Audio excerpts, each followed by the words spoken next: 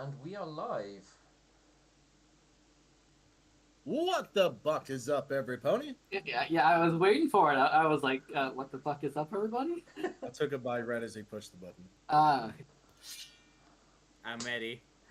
Uh, all right. Well, last time, well, fallout from excitement is probably the best way to put it. But let's start with some like nice positive things. Mount Banana had a date and continued on Yep. to a lovely dinner.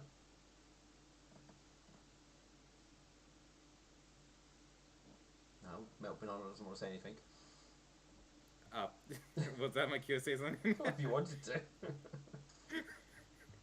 Okay, I'll say something. There you go. They weren't that bad. But yes. Did you come back and tell Burnt that you were on a date with his brother, or did he work it out? I can't remember. I think he worked it out by himself. Yeah, Okay. yeah. He worked up by himself by going to the library and asking some questions. Yes. He did, didn't he? Yep. That bastard asking questions after someone's dodgy. What you look on the bright side. Metal Banana will no longer cold burned and dim-witted its pony anymore. No, but he did piece together the mystery of Metal Banana's date. Mm. Which wasn't that hard in the first place. Well, you've kept it mostly quiet.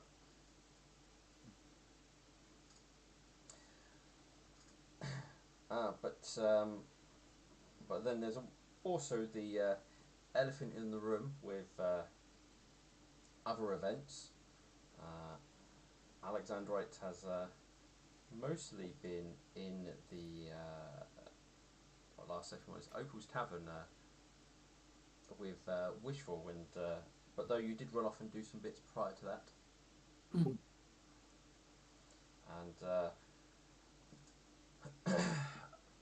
Milk Thistle went off to the temple to go and speak to Midnight Vision along with Burnt.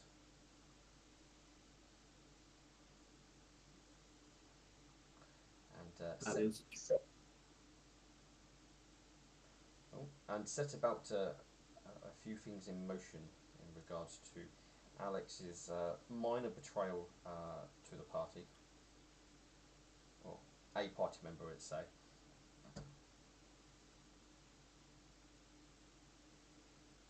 Well, and it was also not quite minor. So, the question really comes down to you guys.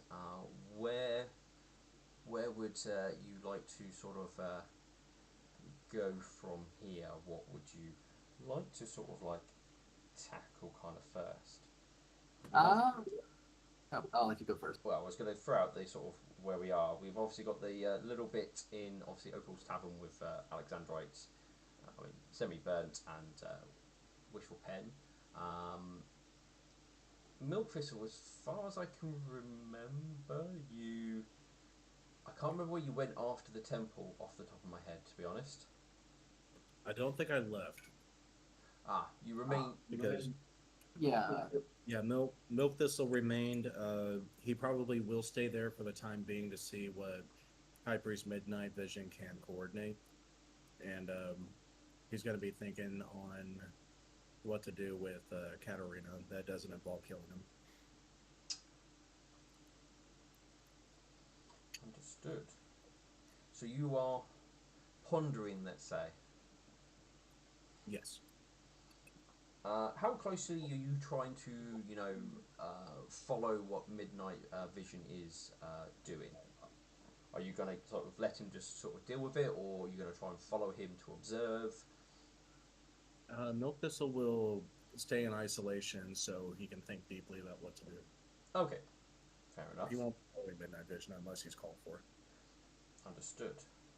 Right. Midnight Vision will do what he is going to do.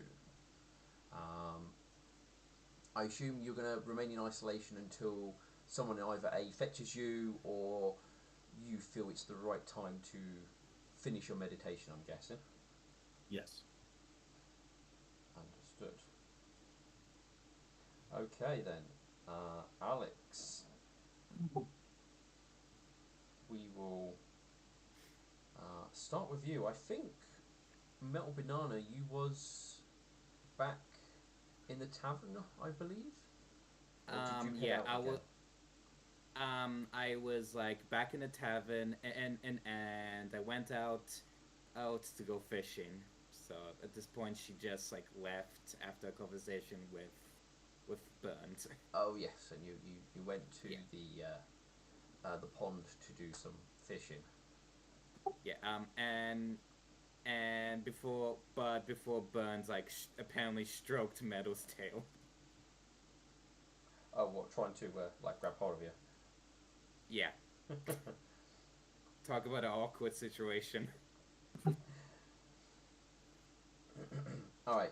So obviously, Milk Banana, I believe you're basically going to enjoy your afternoon of fishing. Is the best thing I can think of at this moment in time. Yeah. Obviously wearing, trying to disguise herself as best as possible. Oh Give yeah, them I mean private time. you can mostly sort of like hide yourself. I mean, obviously, and there are some quiet bits around the lake, and there are guards around where the ship is, so people are mostly being kept away for the most part. So you are able to nicely find a quiet spot near the riverbank where you, well, not riverbank, the large pond, I should say, where you can cast a line into the water. Okay. Cool. I'm just imagining this big cloaked figure just fishing now. um. Apparently also wearing full plate of armor and underneath. Yeah, exactly. Like, I mean, I would have thought you would probably be out of your full plate armor to make it so you're easier to disguise yourself. and so you don't drown. Well, they're not. I mean, I don't know what sort of fishing you think they're doing, but they're definitely not getting in there with the fish. Well, you know, it's still like full plate and water. Like those two generally don't mix well. It's true, but generally fishing, you don't have to like dive in for the fish. I don't Yeah. know, but even without heavy armor, like boats tip over. I'm pretty sure they're on the bank, casting a rod into it. Mm-hmm. Unless you keep your distance from the lake and you, it'd be fine. Yeah.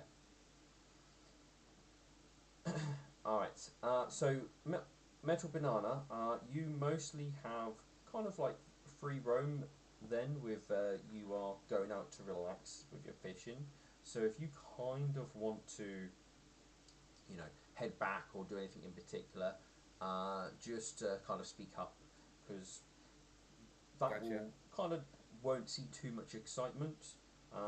At best, you may have a guard come and check on you, but once they realize who you are allowed to continue. Hello, Pippin. Yeah, I mean just deal Um, with tipping. there's apparently a cat there when I'm fishing. Yeah, yeah, of course. Like that cat wants fish. Exactly. Um, It, Generally speaking, the Persians have been kept away from the pond to stop overfishing, as it's a catch and release pond rather than a catch and eat pond. Yeah. Yeah, that's the kind of fishing she's like doing. Catch and release. Yeah. though now, just in my head, I'm like, oh, Persian who's like the cat from Red Dwarf. That would be an interesting character.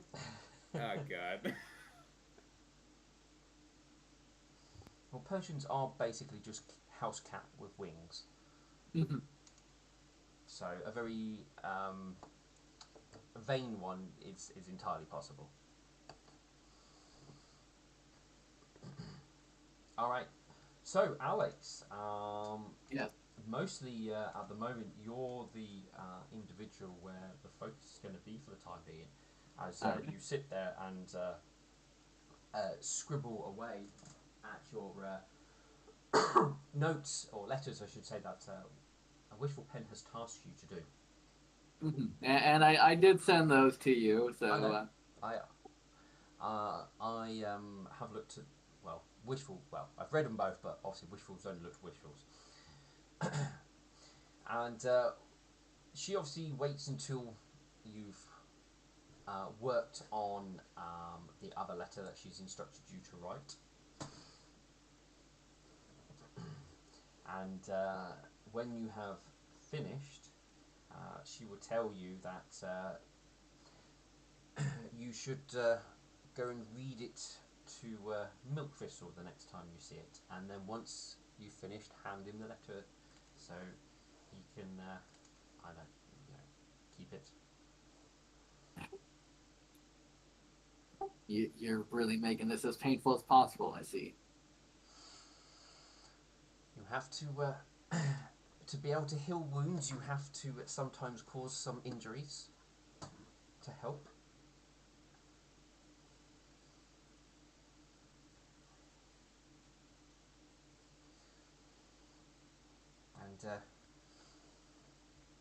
And you didn't expect me just to let you walk up, hand it, and walk away.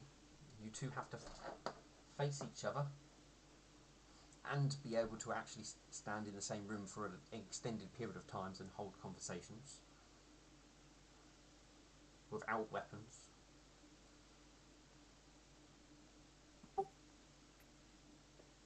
Is that been done? If you have done, yes. All right.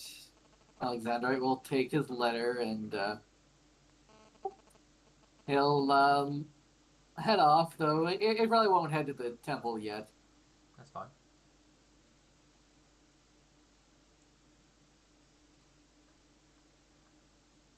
He'll probably go check on Katerina just to make sure that.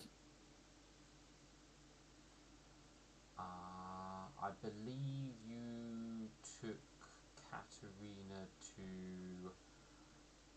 I can't remember what you actually took Katerina off the top of my head now. It was to the drugstore. Oh, you did. You did drop them off there. Okay. Well, I didn't. Burn did Oh because yeah. I was like, oh no, Alexandrite needs to return now. Ah yes.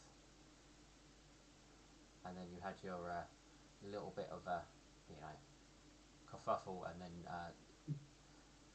Milkfist went off, and you remained behind. That's right. We never did the interaction with Sticks and Burnt. That's why I don't remember. Yeah. No, that's fine. I didn't torture Burnt with that moment. So yes, you will head towards the alchemy shop, which I want to say was called something Cauldron, but I could be wrong. My mind went like, not the leaky cauldron, not the leaky cauldron. No, it definitely was not the Leaky Cauldron. But I have a feeling it was something Cauldron, but I can't remember off the top of my head. It's the black cauldron. There we go. Well, actually, I probably should put everybody on the city map rather than us Yeah, well, that would. sitting in Opal's Tavern.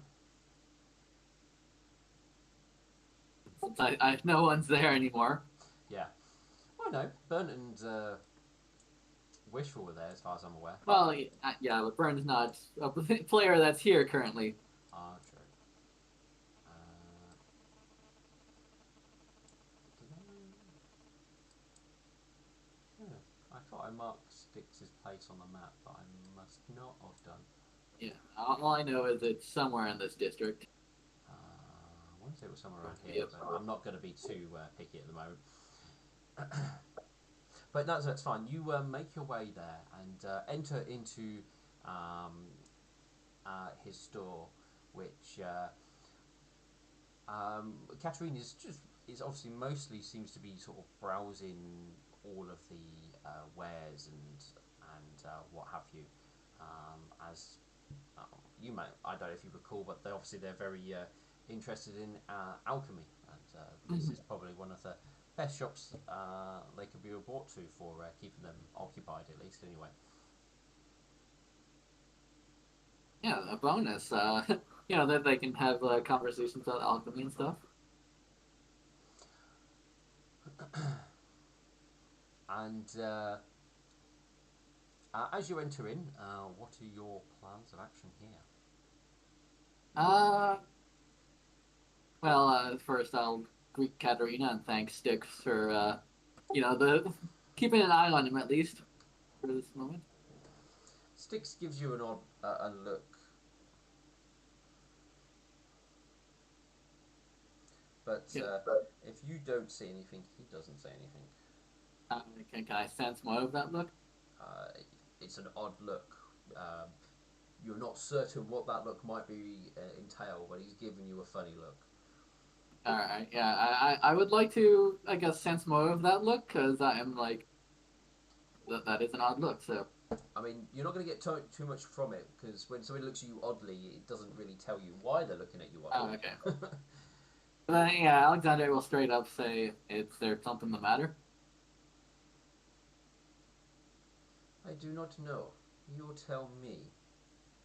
You bring a interesting individual to my shop. It's, I'm sorry, this was the first place I could think of to bring him that he would find some relative safety, considering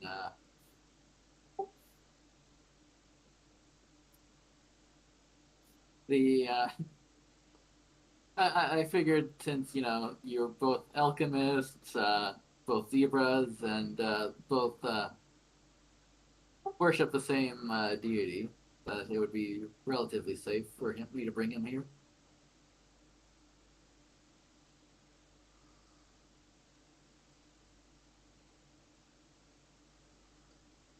I see. Do know Yeah, that my shop is not a daycare for your strays. I realize that, yes. If it wasn't an emergency, I wouldn't have bothered you with such things.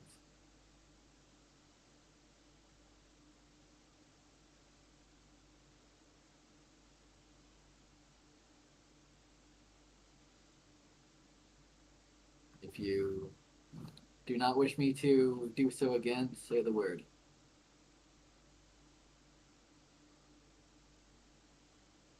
Well, send in one of your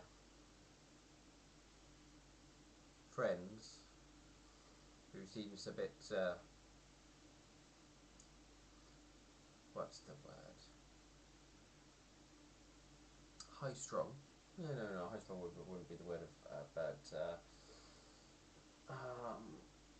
kind of like, the word I'm thinking of is something you kind of fidgety but on edge type of thing, and I can't think of how would you describe that? Probably just on edge, because that's kind of how he was at the time. And asking me to look after a friend until you arrive to pick him up. It's not the normal forte of a shop owner. Even if we worship similar things, if we do worship the same things. I'm aware of that. And like I said, I apologize for the inconvenience. I am willing to pay for such a matter. I mean, it would go some way for this inconvenience.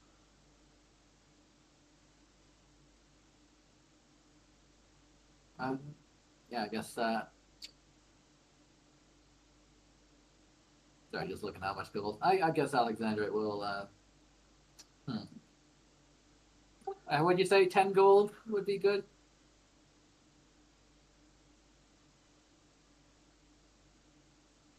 You asking me in character or out of character?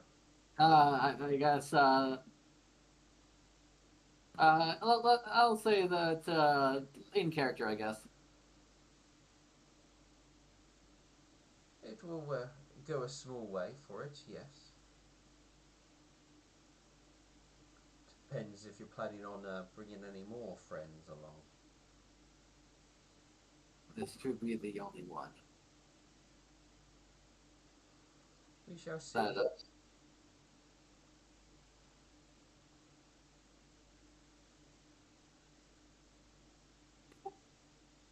That just be glad I met you after the skeletons. He says as a bit of a joke.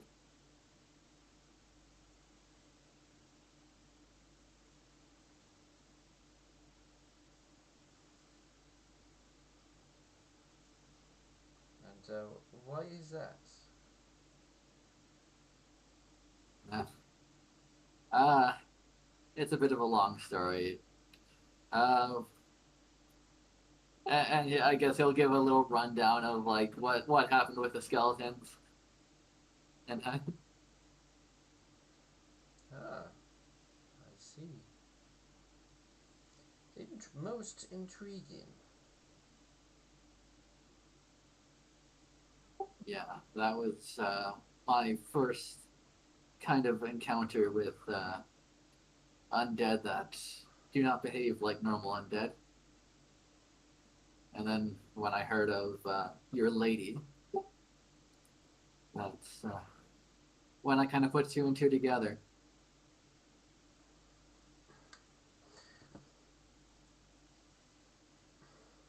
My lady? He says, Uh, seeming not. You get the sense he probably knows what you meant, but he doesn't seem too pleased with that wording. uh, sorry, is that the wrong word? Let's just say, best keep it off your lips for as a non-believer. Very well. Well, regardless, I figured since. God!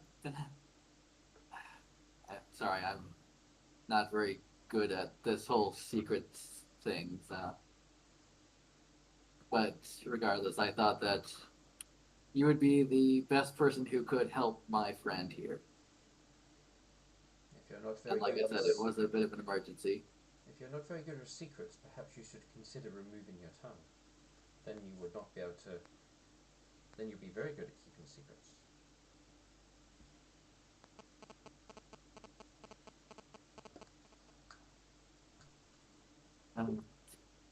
It's a little extreme, but So are some secrets. fair, I guess.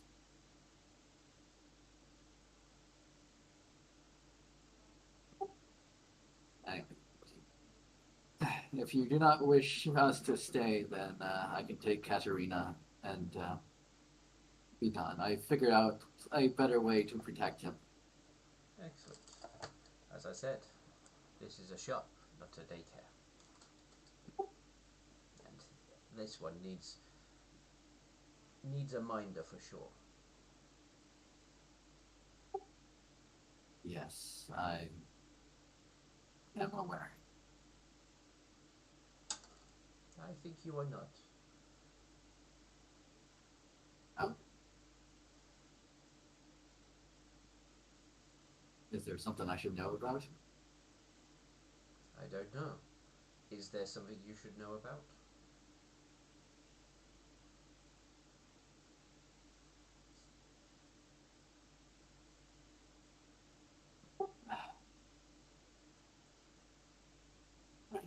I guess I shouldn't have expected a straight answer.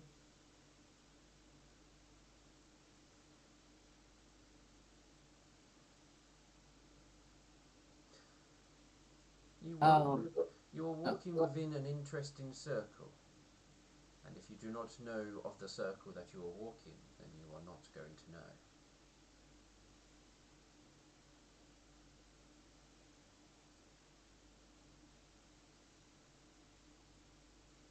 Sadly, I do not have time to fully learn of this circle, given that I have to worry about the fate of the world, protecting those that I promised to protect.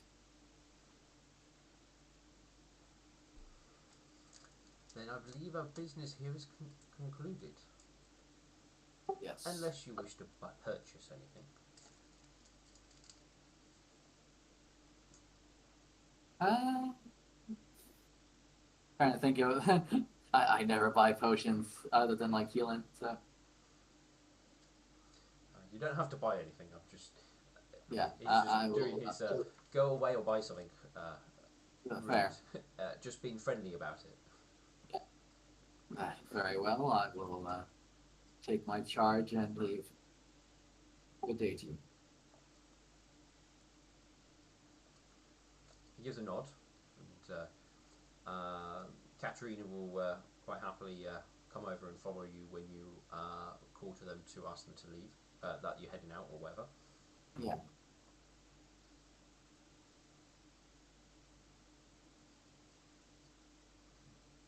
He will go, that was a most interesting shop. We must visit it again when I have some coin, as there is much that I wish to have. Well, I'm glad that you at least have a shop that you can buy things at.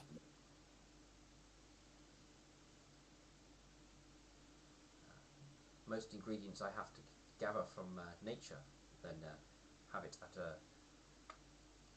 in such easy reach. Well, if I find any other alchemy shops, I'll be sure to bring you along.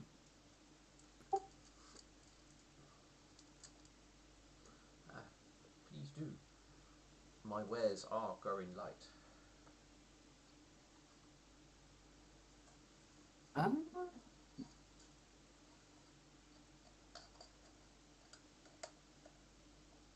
Good.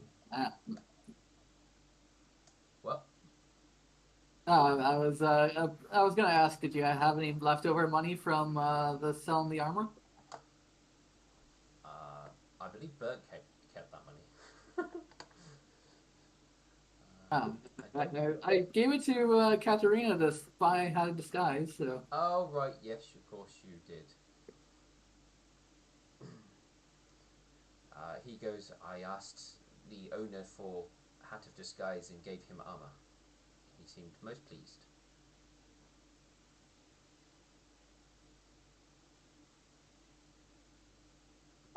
Alexandra just gives the kind of look of that's probably wasn't a fair trade, but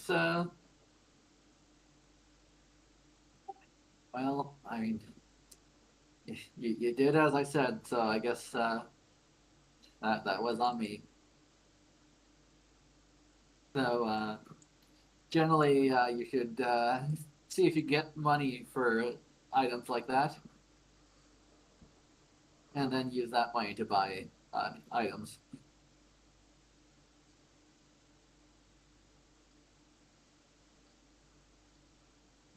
We don't often deal with that aspect of trade.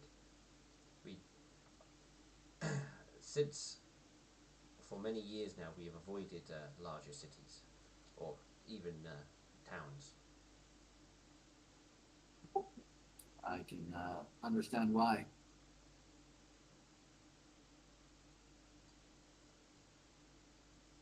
But we'll just call this a learning experience.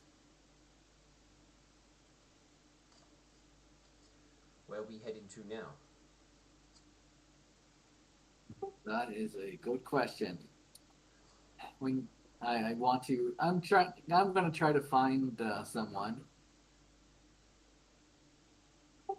and hopefully we can find them in it before they anyone else finds us.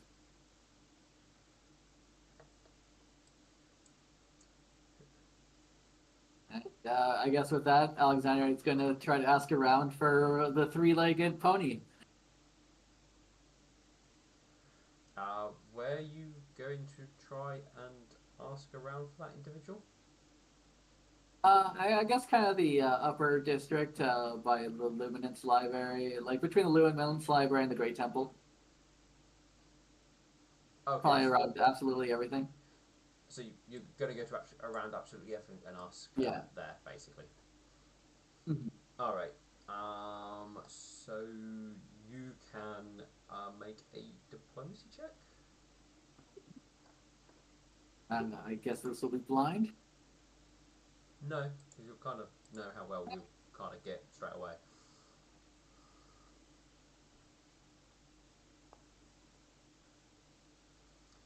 You know what? I will spend an action point on that.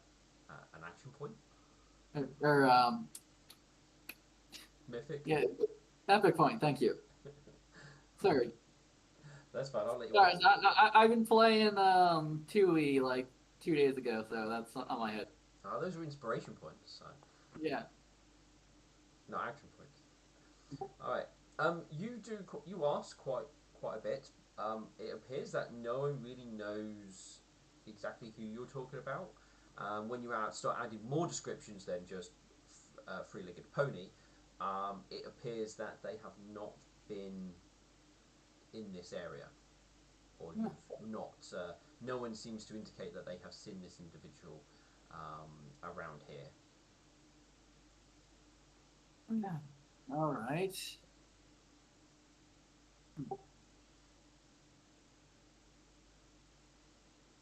Well then, I guess I could try the same between the Great Temple and the Academy. Okay. So around that area, the foot traffic is generally light. Um, Obviously, around the marketplace kind of here, that is quite active. But these houses are kind of upper middle class type buildings. So there's not too much in the way of street travel. You might have some troops moving around, but those will mostly be the city guard more than anything, and you have a feeling they are probably just going to the noble district or away from the noble district to wherever they're meant to be going. Um, the marketplace is bustling, but it's the sort of place where people are going to be changing quite regularly. The only people who are going to be stationary will be the store sellers. And generally speaking, with them to remember an individual, they have to be actually like buying stuff as they're obviously focusing on their wares and what have you. And You this, know what? I'll ask the guardhouse since I think Steel Prism is kind of a important person that they might know. Or, they will let you know that they did see him heading to heading north, um, like earlier this morning. Well, after the meeting that you had, he basically headed up the road, and they basically point that way. all right. Can you see where I'm pointing? Yes, I do. Yeah. They said they saw him heading that way. After that, they wouldn't be able to tell you anything. Well, that leaves a few places, so I guess I will check the unification halls. The unification halls are there is guard stations there, which are the guards from St. Moon's Reach. You Alright. have to obviously ask them to get past first. Yeah, I'll ask them if they've seen Steel. They will indicate that he has entered into the palace. Yes. Can I get past? They look at each other and go, "We see no issues, and you are allowed to enter." He will go to the unification hall. As you enter the unification or get up the steps, um, you receive a sending message. Oh, The message is from the head priest of the Sun Queen Temple, and it basically goes asks you to return to the all season, well, the Great Temple, as it's the easiest way to say it, as soon as possible. Doesn't elaborate much more on that. It just tells you to return to the all season. Return to the Great Temple as soon as you are able to do so. Alexandrite. Well, actually, I think this was the first time anyone's messaged Alexandrite. So there's a bit of a pause. Then it'll go. Do not keep the Sun Queen waiting too long. very well. It shouldn't take too long.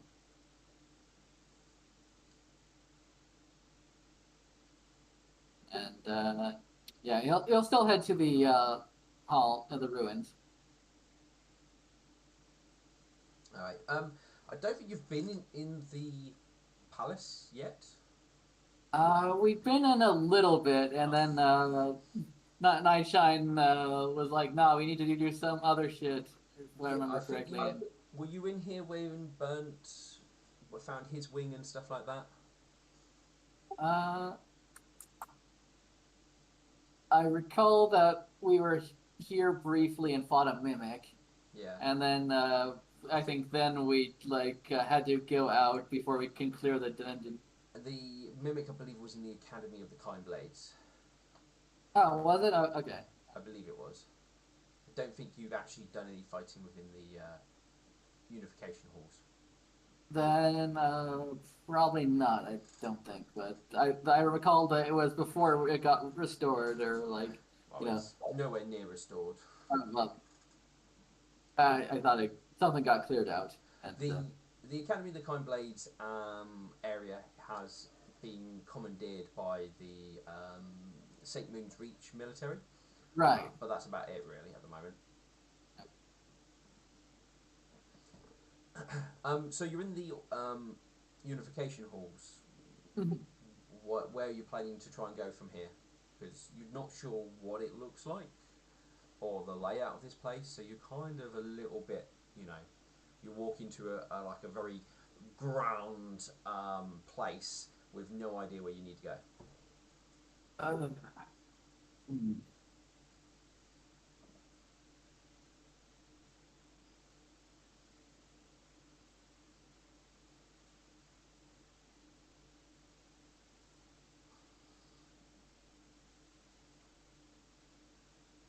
You stand there looking around, almost lost and bewildered, wondering where on earth you can actually go in this place.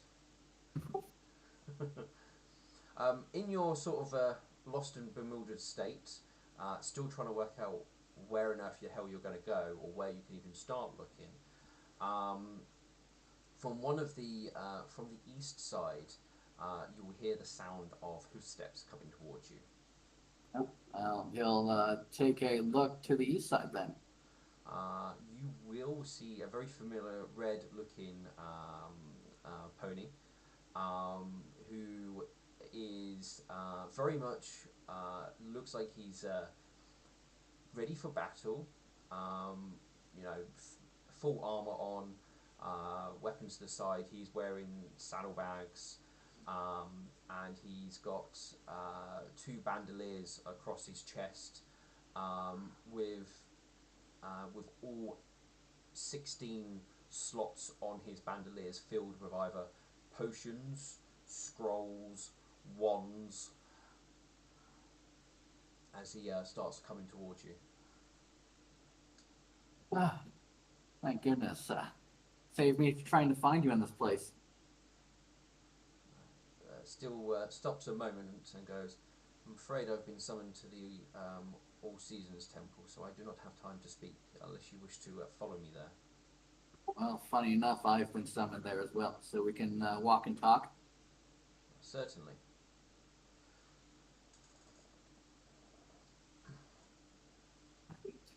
And Alexandra will kind of explain what's been going on with Katerina and asks.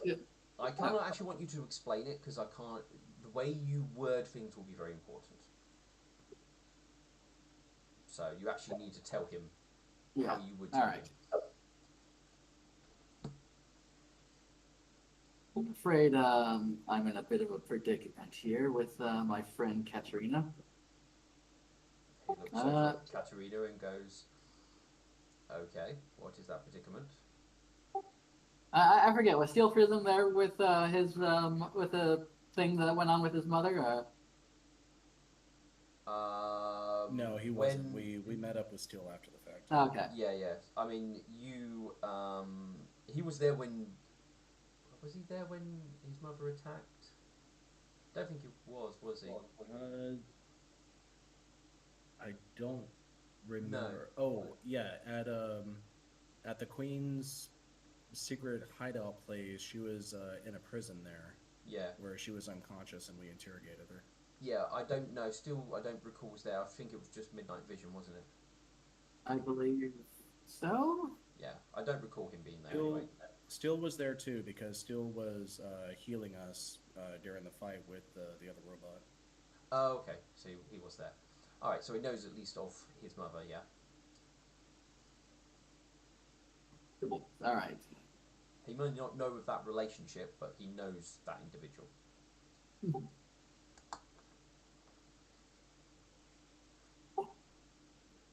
All right. So now I need to add a character. Think of what I want to say.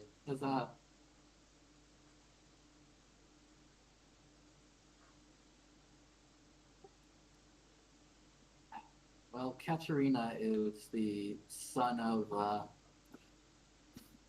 one of the agents of the Stag Lord, who's being forced to work with him to protect Katerina. And I promised that I would protect her son. But Milk Thistle seems to think that he is a spy and thus wishes his death. I've come up with a option that could keep Katerina alive and make sure that he would not tell anyone of anything that we are currently doing. And that is to have him be bodyguarded by you. By me. Yes. I have to say, Milk Thistle's assessment of the situation is very logical. He could very well be a spy for your enemy. Or he could not. Do you have any evidence to prove the contrary?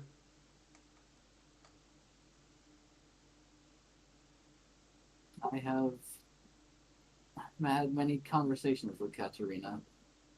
He is naive. And I do not believe that he would intentionally hurt anyone. And I've traveled with him for many a month now. And I have not seen any evidence that he is a spy. So that either proves that he isn't, or he's a very good one.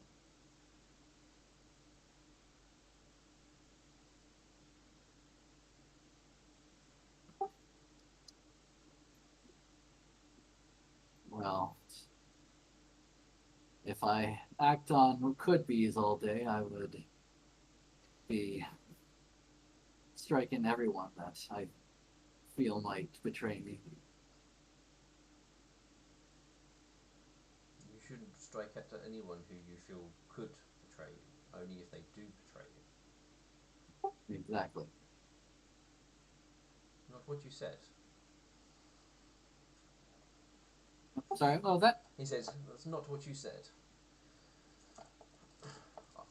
But if he is potentially an enemy, then siding him with me is an unwise decision given the situation we are about to head in.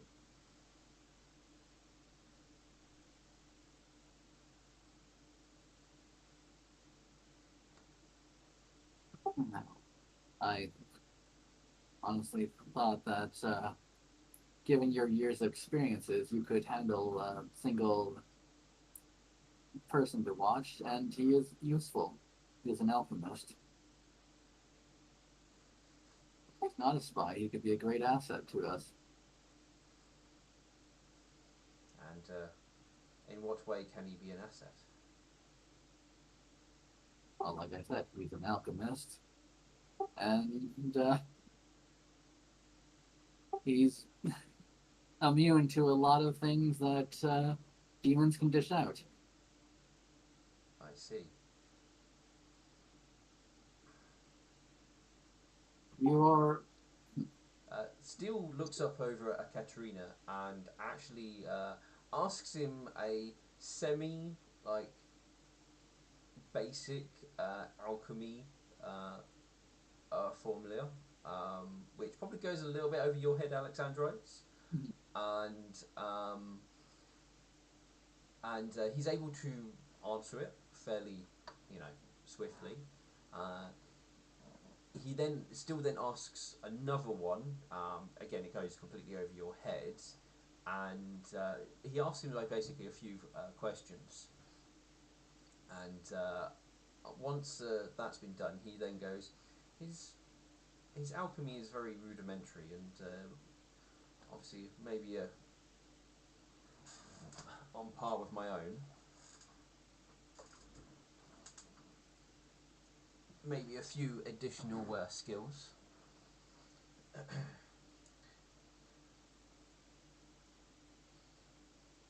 I would recommend not bringing him on a relatively sensitive operation just for the time being until you can cement the side of the line he walks upon. As at the moment, this is not a this is not a mission for those who are walking in the middle.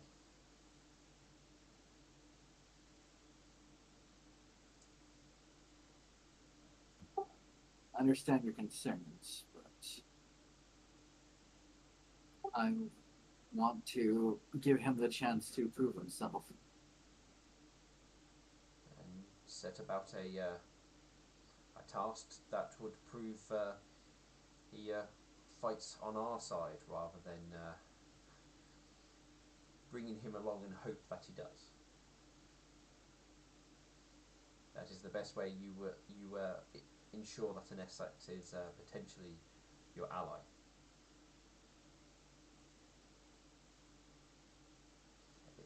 Trust in everybody is a nice gift to do, but in my many long years, I have learned that you can give people trust, but it doesn't mean you should always trust them.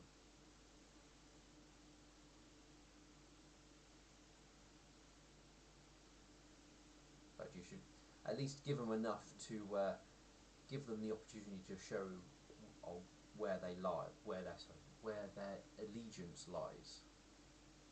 But no more than that until they have properly earned it. Well, the thing is, I'm also afraid to leave him here at the moment.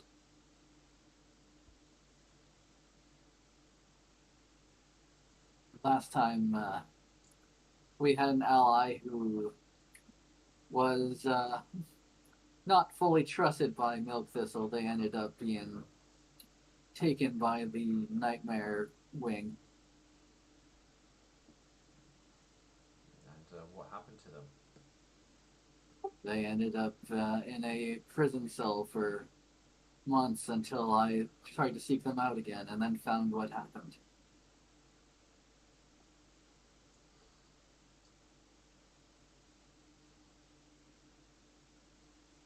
So they were detained. Against their will. I believe that is how most prisons work normally. Most people do not willingly get locked up. And without my knowledge.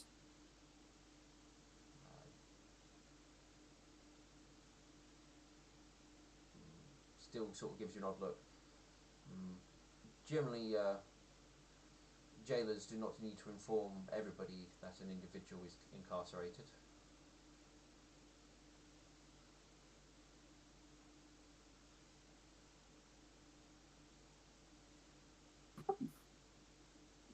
No, but when that person is somewhat related to me, I would like to be aware of it. Ah, Milk Thistle had done this without any of the party's knowledge. are they of your blood then?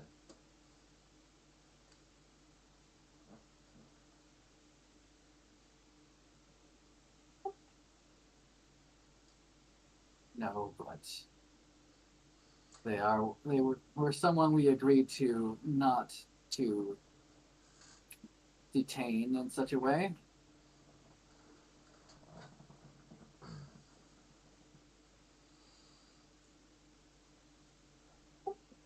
Needless to say, I do not trust Katerina's safety in the city alone.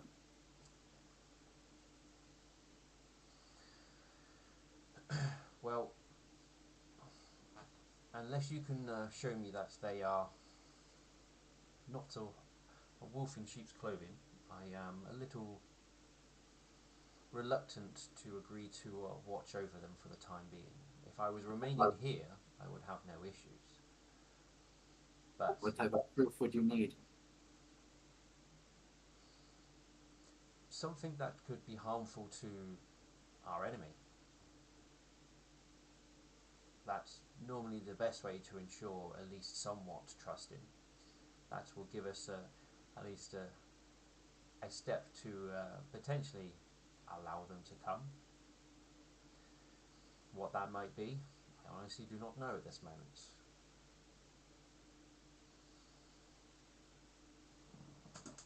But ideally, something we do not yet already know, and well, of some significance.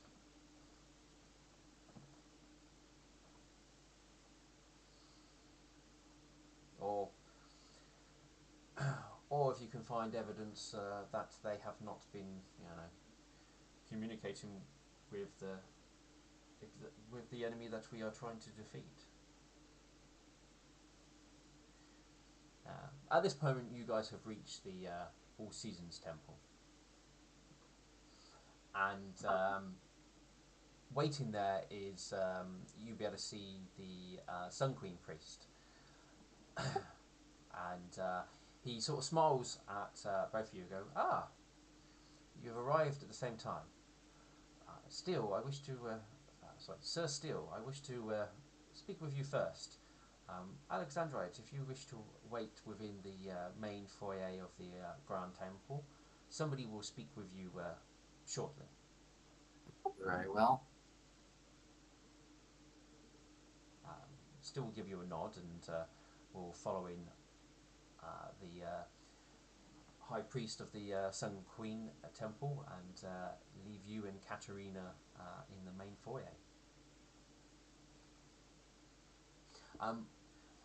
With like the discussions about Katerina, Steele would have sort of indicated for you to, move further away from him and sort of talk a little bit hushly, so Katerina didn't necessarily hear you guys talking about him. Yeah. He would have tried changing the language, but I don't think you speak many languages. No. With my intelligence of 10, not really. No, I had a feeling you only have Common or Sylvan, so he would have given that up very quickly. And would have more just talk in hushed tones. And zebras. What languages don't they speak? I know.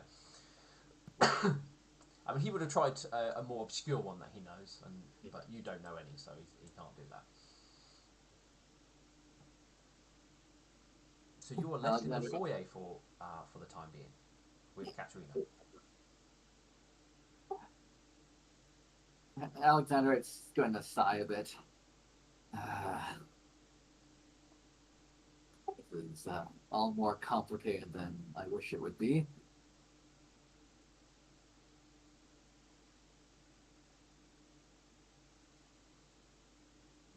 I don't suppose you have anything to tell us about the Steglor that we don't already know.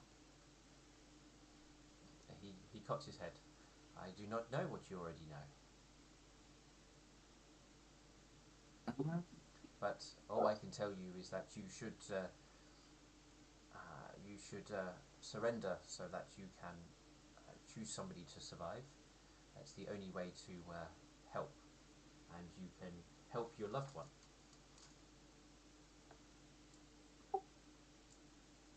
Yeah. You worked with his agents before, right? Do they have any place they met up? Agent? Oh, Huh? yes. You mean the you mean the unicorn and the changeling and Pegasus. Yeah. The Pegasi. Um, Doombringer, I believe his name was. yes. He often stayed away from this city, even when we visited. Disliked being here. Didn't say why.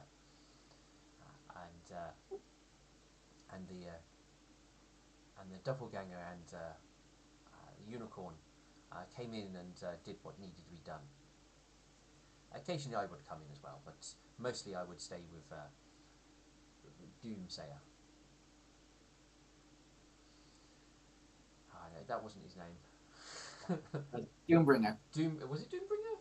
Yeah, I believe it was Doombringer. Okay, we'll go with Doombringer. They would often go in and deal with matters within the town. Though the Doppel did not always work with us, and I did not know if it was always the Doppel, as they were always changing their face.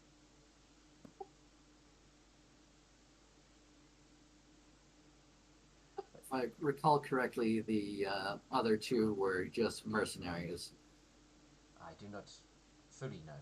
I was only put with them in the few weeks before we found you at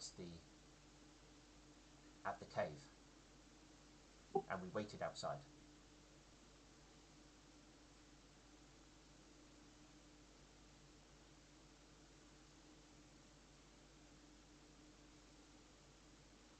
And the plan was to make you give what we wanted, and if not,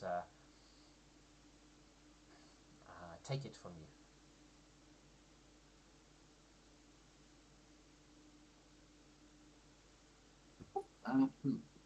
Why did you want that book, by the way?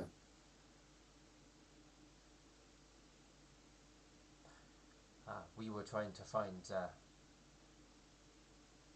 the red unicorn that you were talking with, as he was meant to have the heart, and we wanted that. Does he still have it?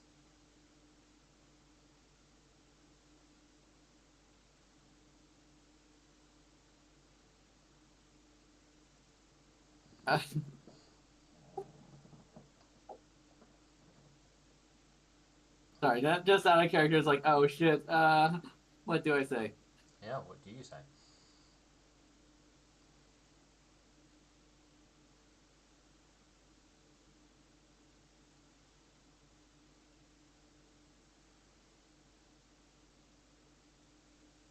Oh man.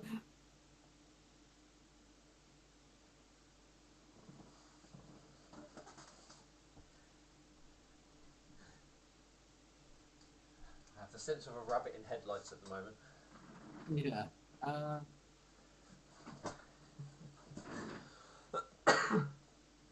Alexandrite will say it's close by. Do I need to roll bluff? No, because technically that's close by. I mean, you clearly did not answer the question. But, I mean, that is a truthful answer. So yeah, I'll let Katerina decide on that then. What? I mean, he does look at you a little bit odd, a little bit confused.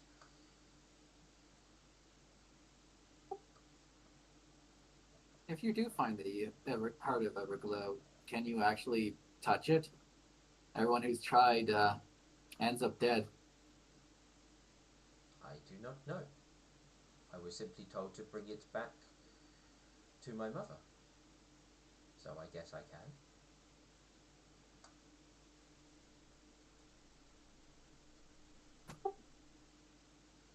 What would your mother do with it once she has it? I do not I, know.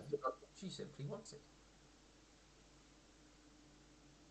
Well, she was what? asked to get it, and she asked me to get it.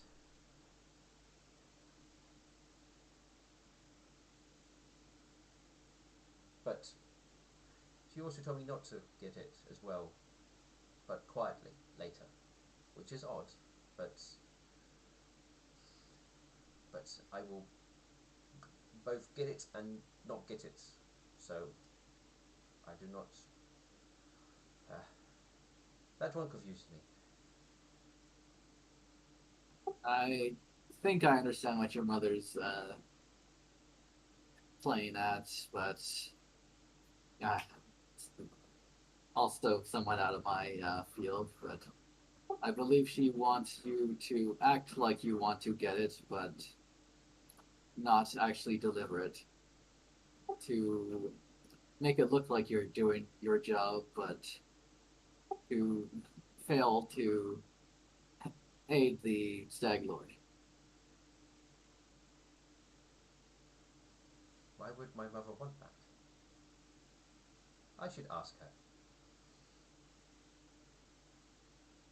Do you talk to your mother often?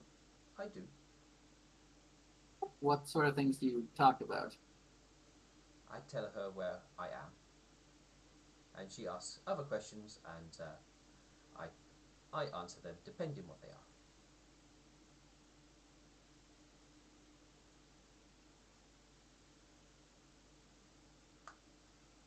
As far as I know, that the Stag Lord hasn't greatly acted against us with that information.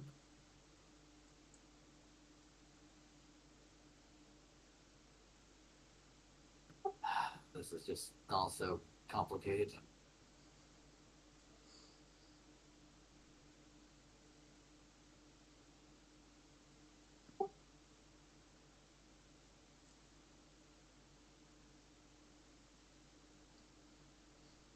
Yeah, it was just kind of being thought at that moment. Like,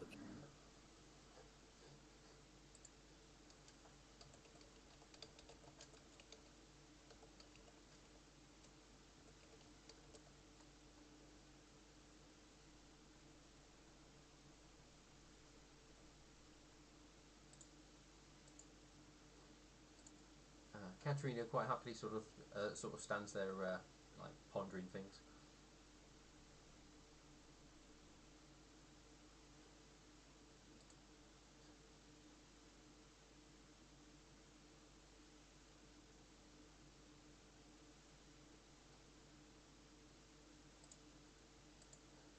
does your mother ever give you information on where she or other agents of the Dark Lord are? Or not Dark Lord, sorry, wrong game. The Stag Lord? I have not asked, but I know where my mother is. It'll be where she normally is, Where would she normally be? near the Blackstone, where I took. Did you know? Did he take you there? Uh, I can't remember if he took us there, but we did go there. Yeah. Uh, you were there once. Yes, I recall. Yes. The uh, the creatures came and send you away.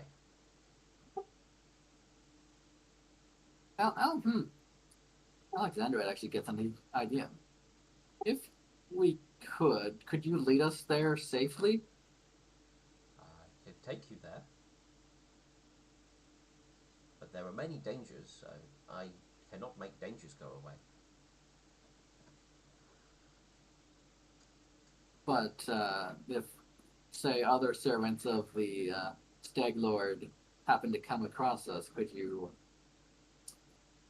say that perhaps we're your prisoners or something like that? I can tell them that if you want. Might actually help things.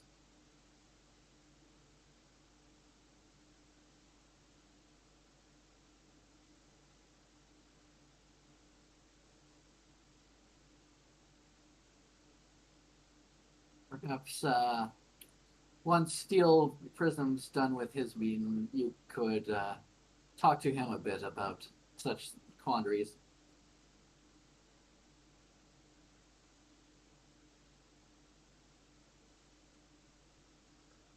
So I should tell him he's my prisoner.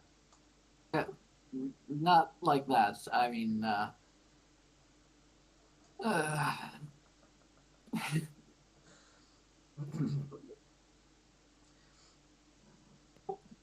tell him that you can lead us to the Black Stone.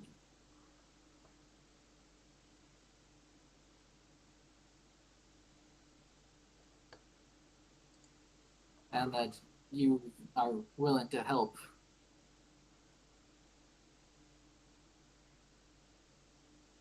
I guess just kind of have him get to know you a bit. Prove that you're not a danger.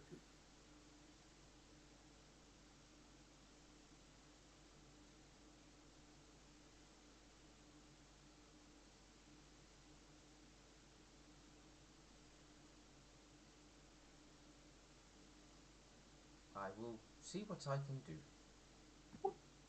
Thank you. I know I'm asking a lot, but I'm trying to just keep my promise I made to your mother. I'm sure that make her very happy.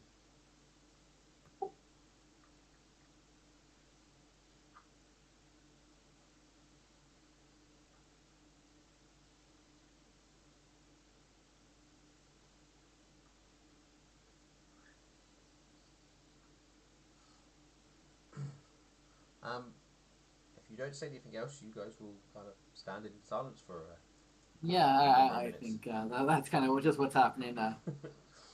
He'll give a little nod to that last thing he said. And, sorry, Alexandrite's trying to also figure this out as like it's happening. So Yeah, that's fine.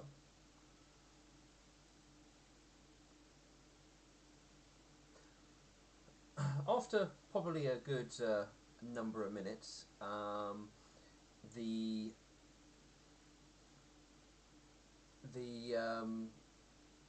high priest would return down and will come and see you, Alexandrite. Ah, you're still here. Excellent.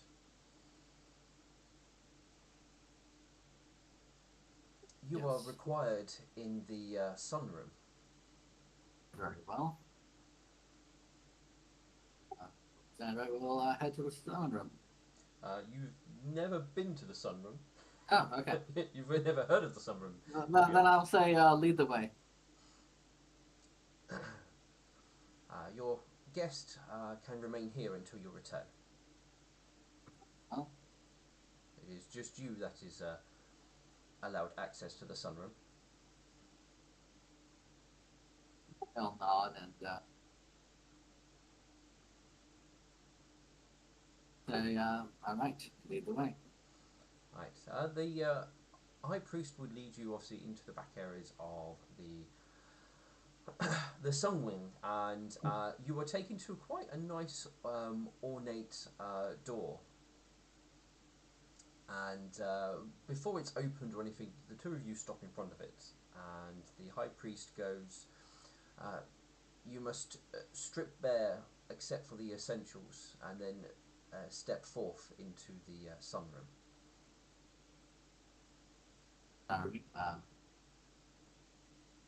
Alexandrite will take off his remaining weapons, his armor, and basically just keep his clothes and such.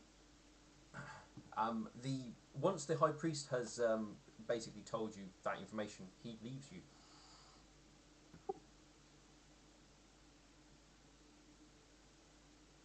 So you're stripping down just to your simple clothing. Mm-hmm. I don't know what the just the essentials are, so.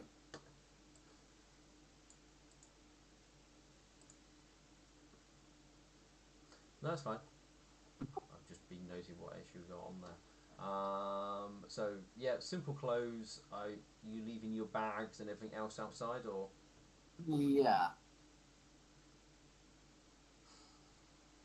All right, you enter in through the doors.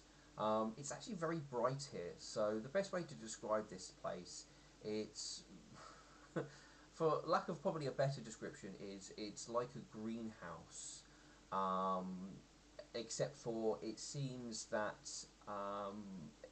maybe it works a little bit more efficiency, a lot more better than a greenhouse at focusing the sun's rays as you come in. So it's actually quite bright. It's actually very warm, and you can feel the basically the sun sort of like bearing down upon you, almost like the Sun Queen's heat is being sort of a very full-on presence Okay. within the room. The only time you've kind of felt anywhere near this much, sort of just radiant warmth, would have probably been when you were in the Sun Queen's presence herself. Mm-hmm. Though that was a bit more pleasant rather than, hot sun on you. Yeah. You will see Steele actually standing there in the middle of the room, not wearing anything. Oh.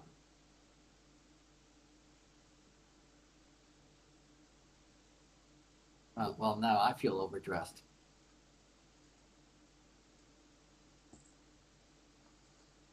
Actually, I say not wearing anything. He will still have his eye patch on, obviously.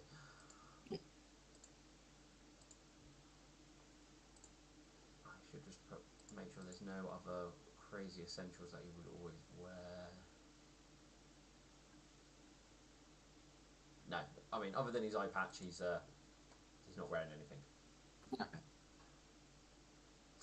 He as you open the door, he will call to you to step forth and stand in the middle of the room. Very well. It feels more of a command than anything. Okay. I guess hearing that tone, Alexander will just kind of straighten up a bit and do so.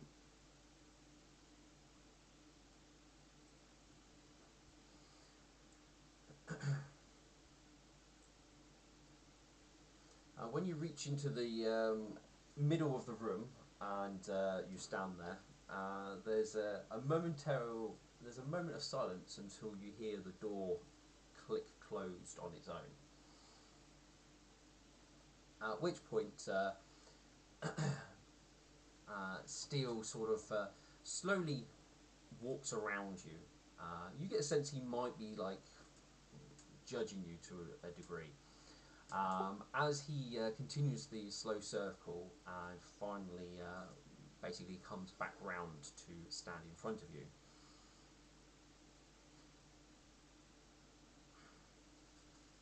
I hear that you broke a bond today.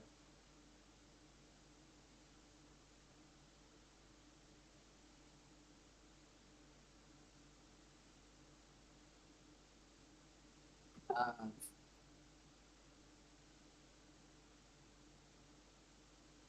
Sorry, I'm trying to think of.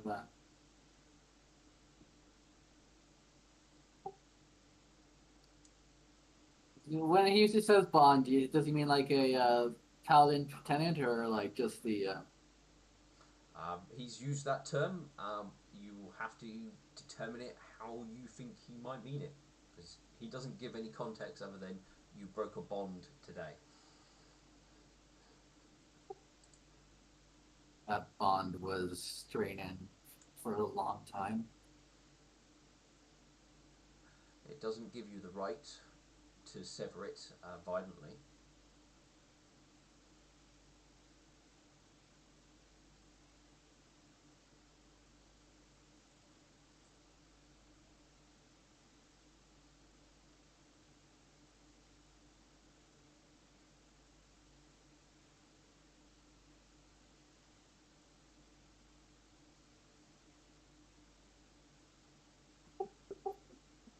Perhaps not, but I did so thinking, doing just what I think is right.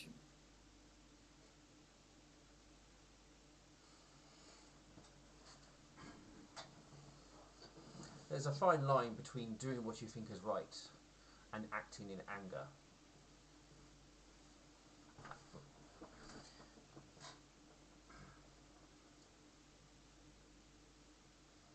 Can you tell me you did what you did without a sense of anger in you?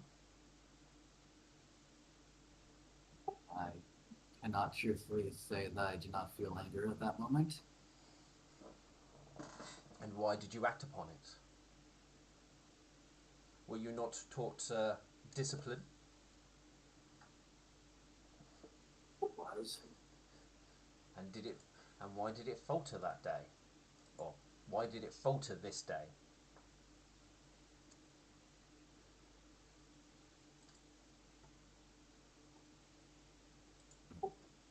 It faltered because I was protecting the innocent from one that I deemed evil.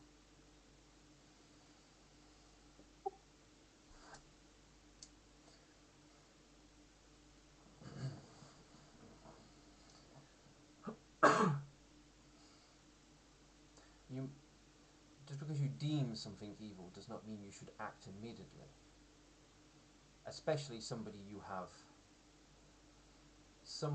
are marked by destiny to travel and stand side by side with. What you did was a strong betrayal. Something that I'm surprised that you are able to still walk within the light and not be burnt the moment you walked into this room.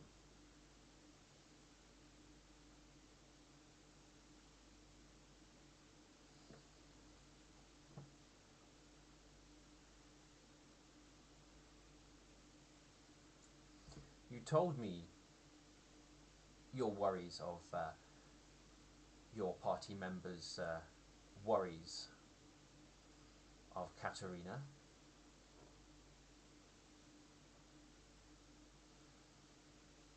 They clearly obviously feel strongly, but who acted first? Who pushed towards violence? I did.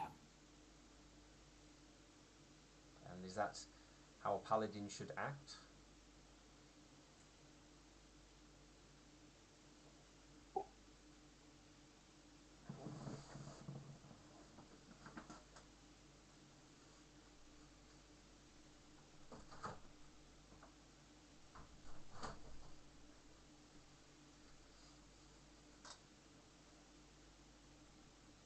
No, I did say no. I don't know who got picked up. Yeah, he paused, waiting for an answer. So you just say no. Then why was it? That's how you acted on that day. Or, yeah, that moment.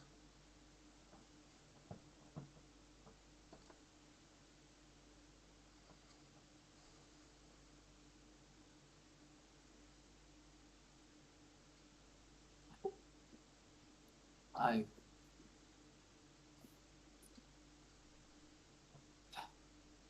I was worried he was going to cast a spell, and he was doing so when I struck. My only thought was to protect Katerina.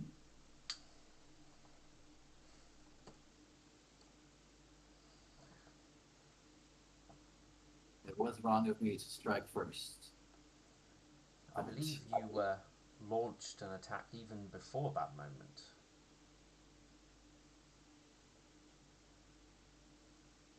I was prepared to.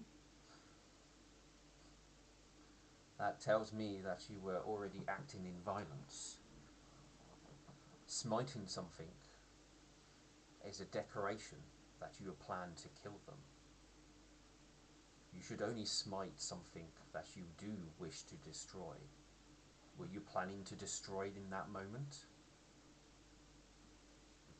He came to it, yes.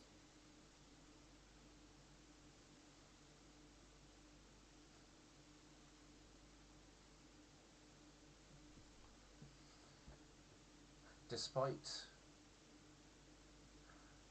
Let's speak hypothetically. If you were successful in destroying Milk Vessel, what do you think could have happened to Everglow? To everything that we stand here, to our deities to our deity, the Sun Queen, who is currently bearing witness to this moment?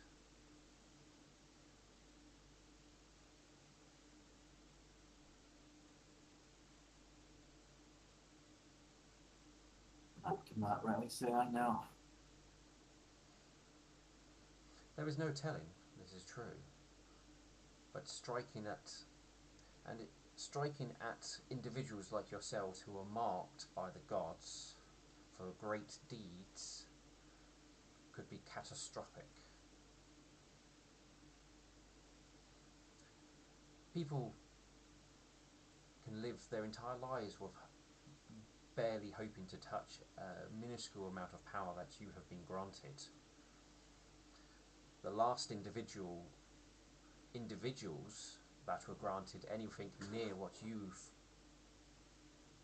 I nearly said four, five currently have, one of them ascended to godhood.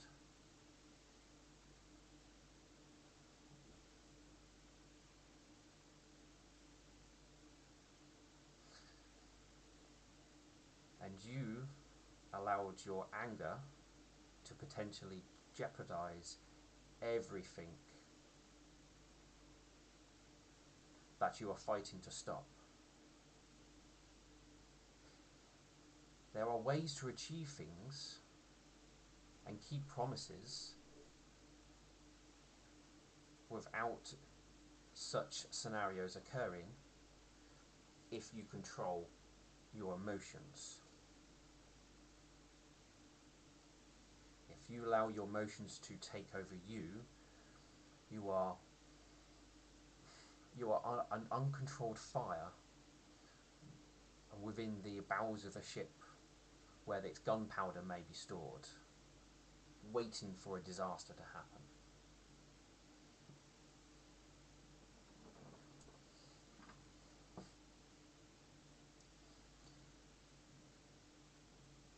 You told me that you did not feel that Katerina was a danger. Perhaps they are not. Perhaps they're not sharing secrets. Perhaps the actual danger is the mere presence and your promise to keep them safe and the rift that it is causing between your group. You ever stop to think that perhaps this was the real reason he has been sent?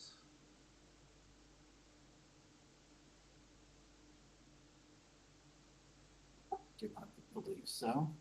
Why don't you? Because Katerina's been with us months before we became deities. Even before we really got into the thorns of it became a thorn in the Stag Lord's side. Then perhaps he's just been used as a tool to achieve an end.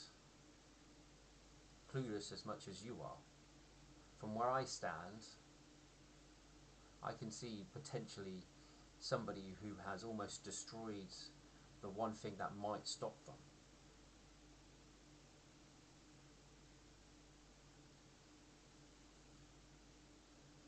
You need to stop and look at the grand picture, Alexandrite, because there is more than just small matters happening around you.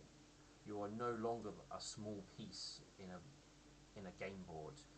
You are a fundamental key piece, and so are your four companions, each of you playing crucial parts to what is to come. Not something that should be ended in what was no more than a potential petty squabble.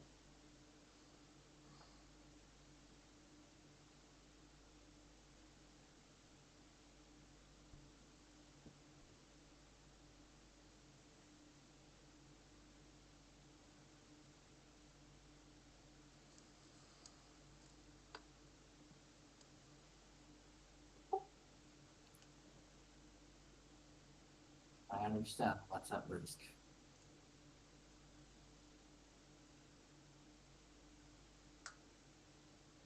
But my morals cannot also allow me to let Katerina be destroyed. If I'm to be punished, then punish me already. Should you be punished? Is that not why I'm here? You are to be judged. Punishment comes after you are judged. Should you be punished?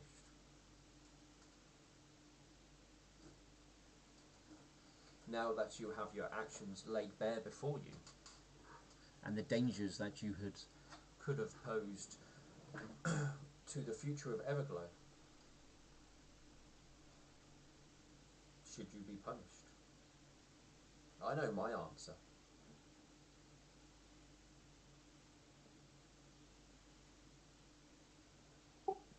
It's not my place to say.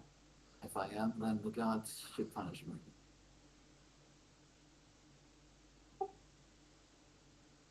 But I would say I was acting out in Blaze's interest.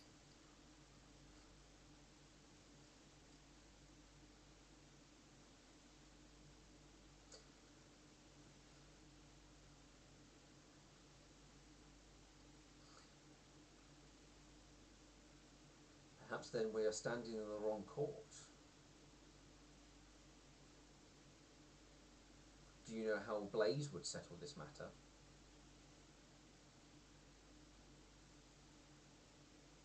With battle.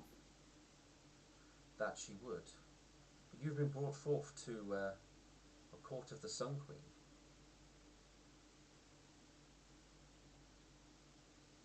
Do you wish to settle this matter in the court of the Sun Queen or the court of Blaze? You cannot have it both ways. Worship both. If the Sun Queen wishes to punish me, she may.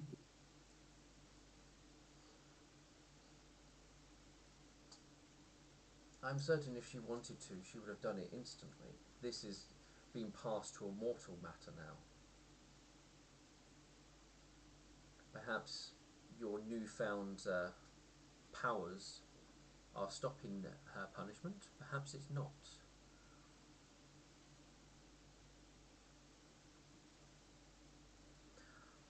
So, setting aside deities, do you feel that you should be punished for your actions?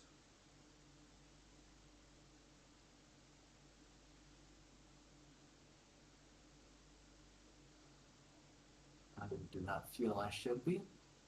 But whether I am or not is not up to me, I suppose. No. At the end of it, it is not. But answering a question is entirely within your realm. So, it sounds like you do not wish, you do not feel that you should be punished. That's correct. How would you punish somebody who was caught attempting to kill a civilian?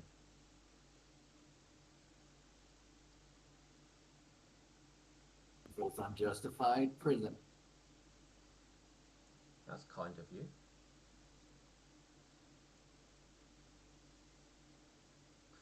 Most unjustified attempts murder could often result in execution.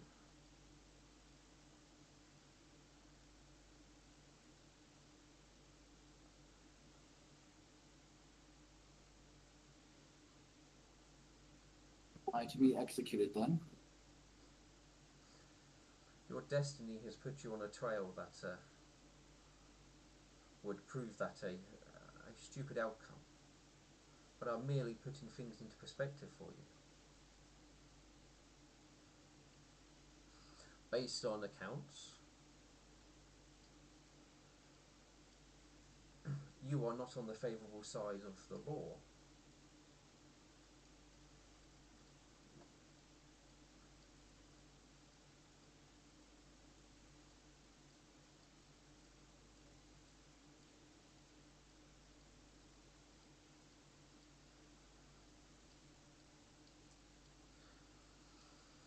Not too much. I'll admit it's not the first time I've disagreed with laws. But you are a paladin. It is not our choice to choose which laws we should agree and disagree to them. We are expected to follow them, to lead an example for those to follow in our stead. And that's why Metal is not a paladin.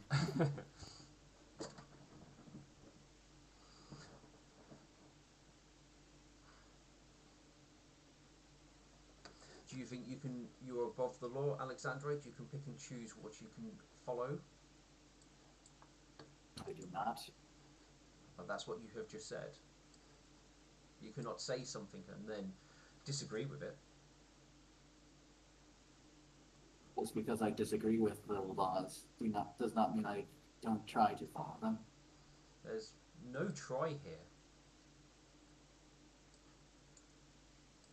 There's either do or do not. There is no try. You either follow the law or you fail. And if you fail at following the law, you fail as a paladin.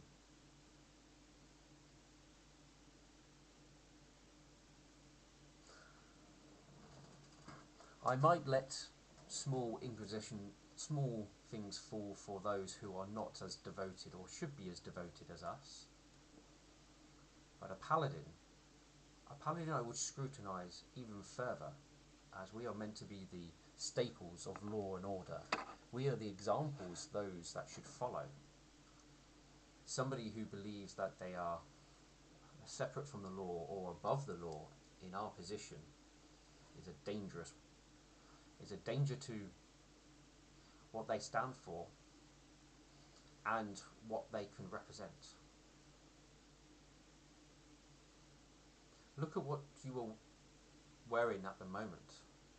You were wearing a gift given to you by the Duchess. Yeah, I took that off. Oh no, yeah.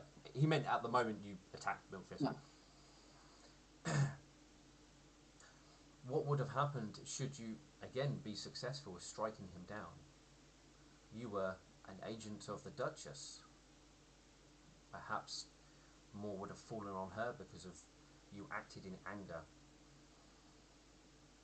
And your claim justification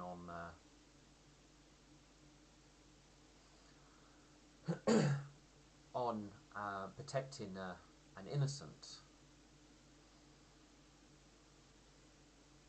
would have been wouldn't have mattered.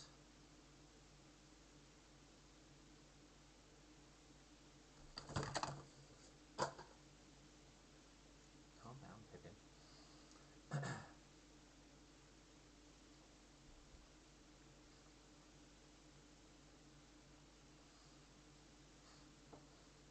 If that was the case, I would have figured out a way to make things right. That would have been the correct method. Talking. So, something what people don't realise is a very powerful tool. Using words. Violence, ideally, should be a final option, and in some situations is the only option you have. But as long as words are still being spoken, they should still be used. And I shouldn't expect a paladin to be the first to cast away words and stride forwards and attack. or smite while words are still being spoken. Especially somebody you should be calling your friend. Maybe you can't call them that, but they should be your ally, battle brother, comrade in arms.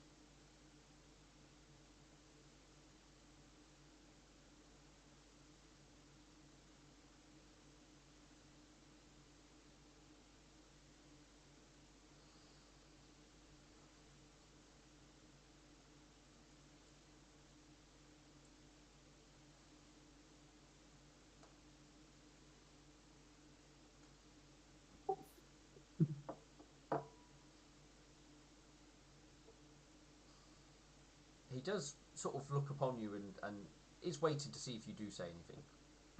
That's what the long pauses are for. Yeah. No, Alexandrite's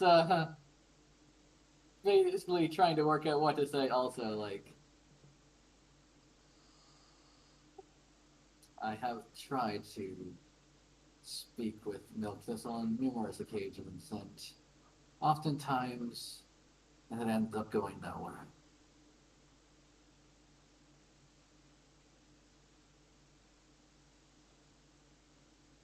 And why is that? Our ideologies are just too far apart.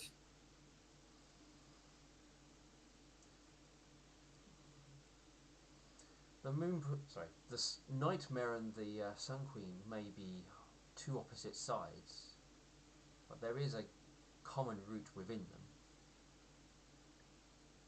You just have to look for it. It is there.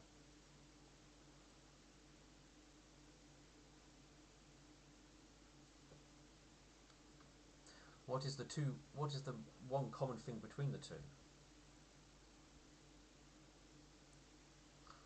If you don't know, I'll let you roll knowledge religion. Um, I,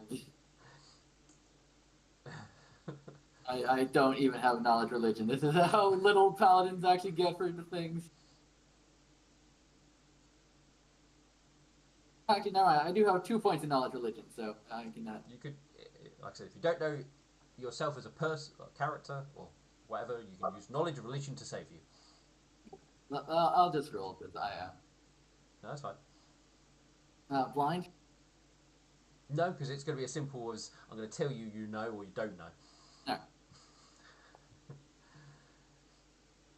No. So you would know that the common link between them is they're both lawful.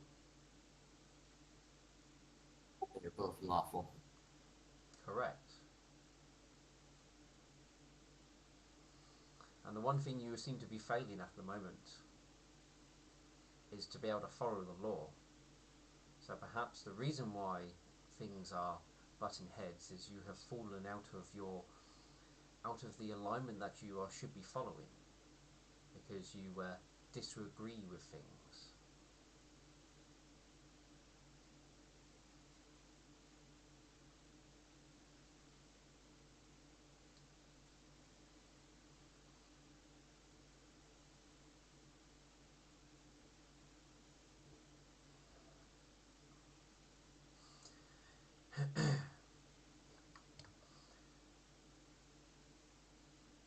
I think I.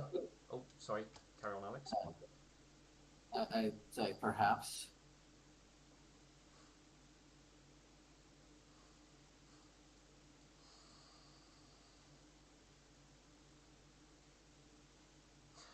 I was hoping that you were able to walk in here and everything I had heard had been blown out of proportion, and you would convince me that that everything that was said to me was exaggeration of the truth, or maybe put out of proportion, or you had an ironclad reasoning.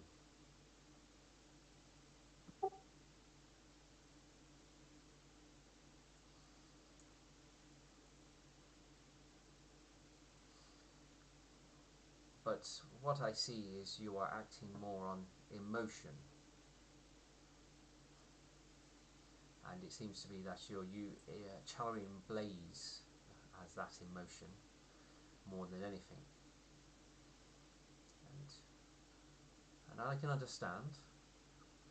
You can channel the rage that Blaze gives during the heat of battle, but not in the middle of a public house.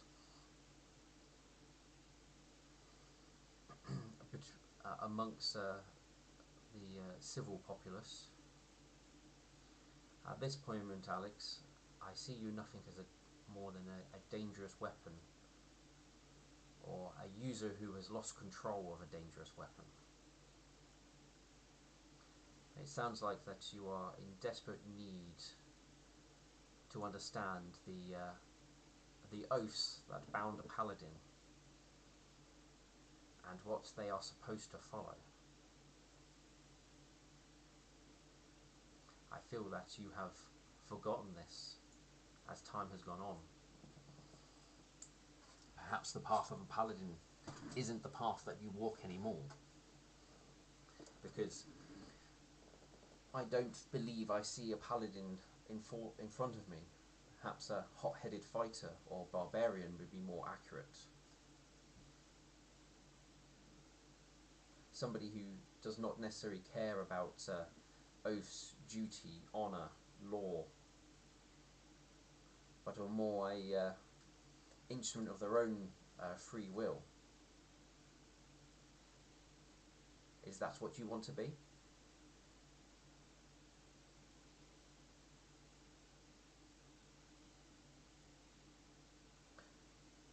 Well, that silence probably answers all of it. Yes, it does.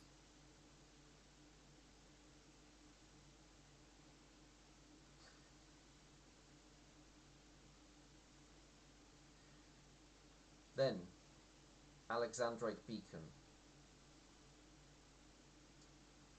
Paladin of the Sun Queen, I judge you unfit to bear the title of a paladin, and the Sun Queen bear witness to this moment within the halls of her temple and within this chamber of her resonance.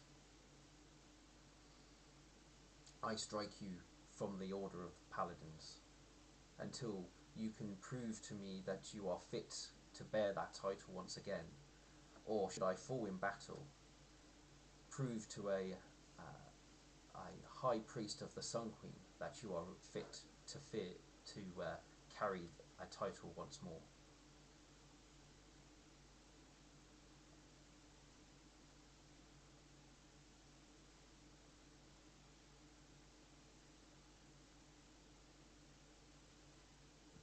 Very well.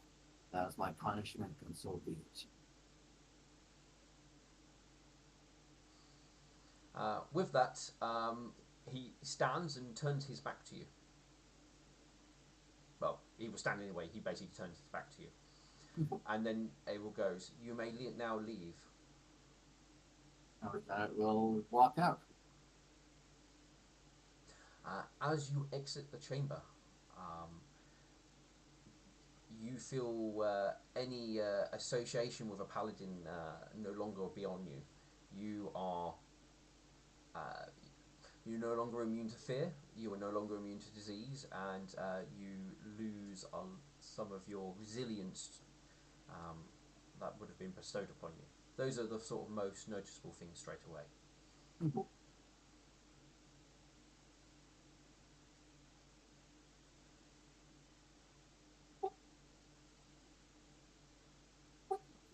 And so long, I've almost forgot what it was like. He'll just kind of silently gather his things and head out.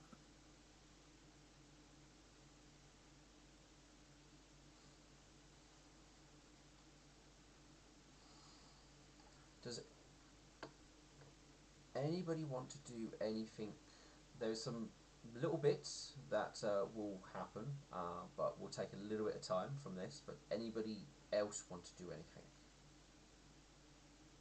I'm not sure what to do at this point. That's fine. I mean, you're still in meditation at the moment, so until somebody disturbs you, you'll probably stay there until probably quite late in the evening. GM, is it okay if I ask Zystone a question out of character, or should it wait until after session? No, you can ask him out of character. Zai, are you sure you made the right choice?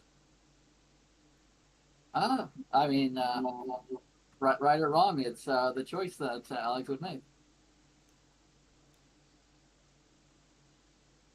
Respect. I I'm not sure how this is going to play out story-wise. It's gonna be interesting, though. I have worked out some things that I can do still in combat and such. Like there is a archetype that I'm looking at that basically like is an ex paladin. Yeah. Since Steel wouldn't let me go anti.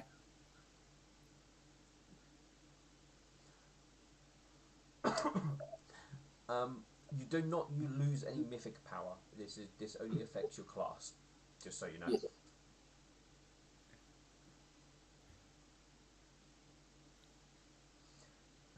And So you I can guess he can't smite his enemies anymore. no. Oh, Milkthistle, you no longer feel smited. That sense would leave you as well. Is that a is that something that can actually be sensed, like when someone smites you? Like, do you actually have that feeling upon yourself? I mean, personally, I would say you do feel it. There would be a sense that some divine good has targeted you, Okay. but that would have dissipated. Well, that would snap Milk Thistle out of his deep meditations, and he would quietly go looking for Midnight Vision.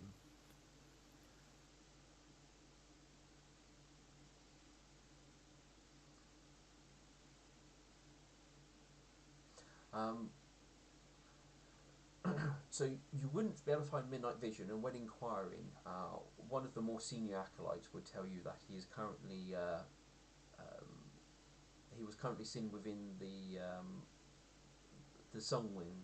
Uh, he believes talking with the high priest of the Sun Queen Temple, but he should return within the hour. Then I will make sure I am available should he summon me. Shut up, scammer. Milk Thistle will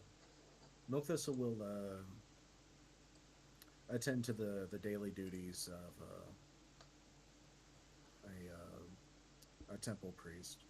You know, polishing the bleachers, trimming the candles, ensuring the oils are at the proper level, all that good stuff. Um, as you were seeing to the duties, probably in about like 20 minutes after you begin that, one of the younger acolytes will come up to you and say, "You are being summoned," Lead. and he will lead you. He will lead you to a very familiar office that you've been to many times. Are we in Midnight Vision's office? You are, and you will see Midnight Vision stood there, and he will say to you, "It is done. He has been judged by one of his own."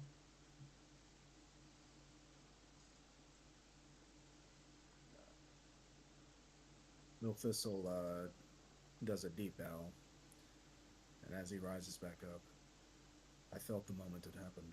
His smite left me. He held on to it like a bitter grudge to the very end, it seems. It is clear he has fallen a fair distance from what was expected to be. We will see what is to come of this matter.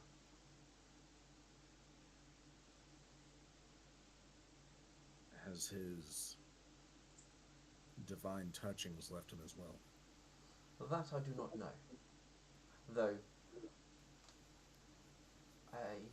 his glow was not reported missing, though no one told me of his glow remaining. But I would have thought if it was missing, I probably would have been informed.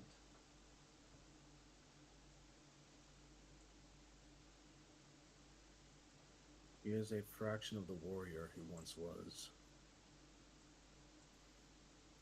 A broken tool should be repaired so it can continue to be of use, but how does one repair a broken paladin?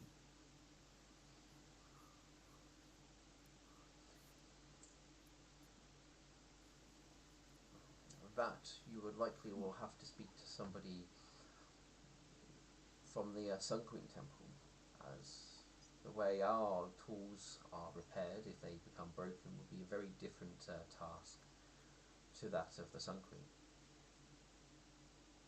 And even then, one must be willing to be repaired, to be rebuilt in the image needed. That is the first part of the journey. If one does not seek to rebuild their oaths, then they can never be fixed.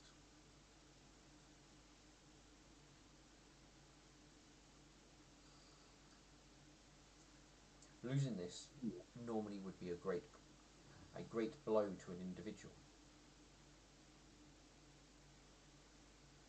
Losing such a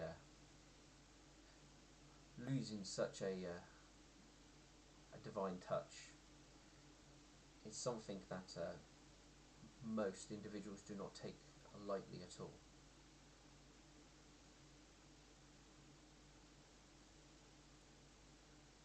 He still must be used, even in his broken condition. There's no doubt.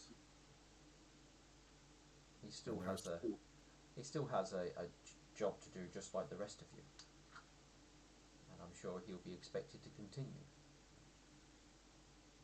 And there is still the matter of him attacking me, and his likelihood of doing so again. I cannot travel with him if that is not brought under control. If he will not be disciplined by his own priests and his own fellows, then he will most definitely not listen to me.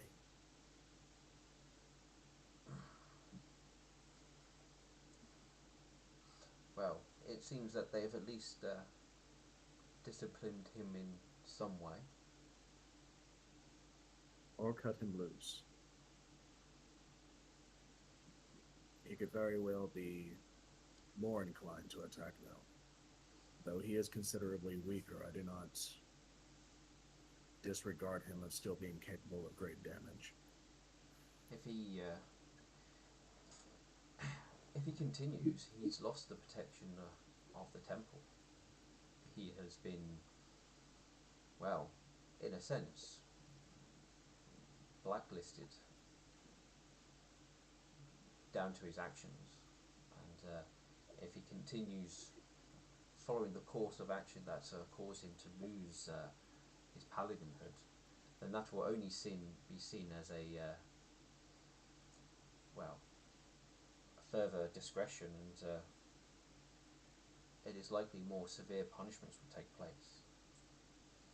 It is unlikely that he'll try something straight away. If you are concerned, I can have one of our guardians assigned to you while you're still within the city.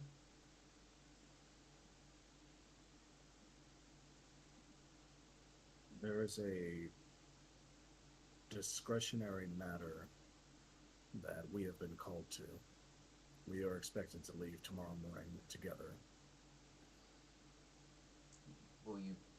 Well, you should be surrounded by many individuals that would likely intervene if things should happen again.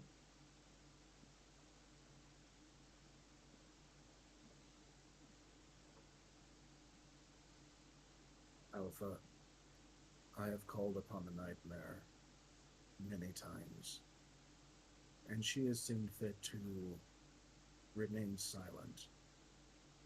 She's not offered me any direct guidance, and I have been left to my own discretion. Have I failed her? How have you been trying to seek her guidance? Through auguries, through scrying, using the tools that she has given me to learn more about our enemies. I've often failed in many ways, and seeing Alexandrite fall like this instead of listening to guidance feels as though it is a failure on my part. I have not kept him in line, and now he has fallen and stripped away.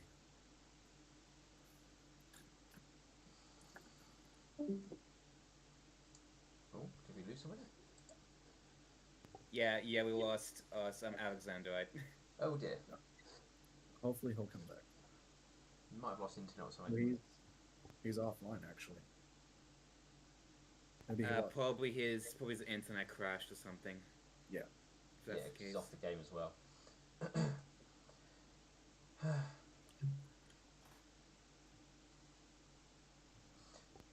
The tools that we utilise to speak to the gods are not without their own flaws. There is never a guaranteed success, and many do not receive messages when they attempt to the small magics that we can conjure with.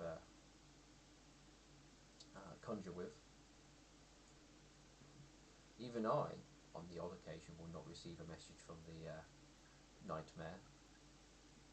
Perhaps it could be a sign that the answer should be obvious, and I shouldn't be disturbing her with such a simple question. Or perhaps she's teaching me a lesson to work it out for myself. As she is not one to offer directions, though if you do go off the path greatly, she would very much send something to put you back on the correct path.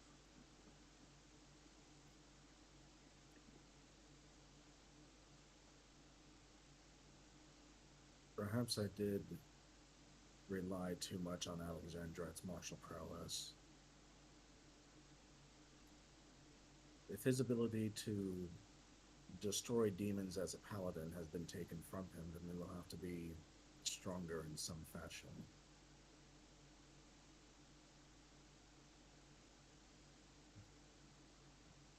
Metal Banana and Burn Directly are both very capable warriors.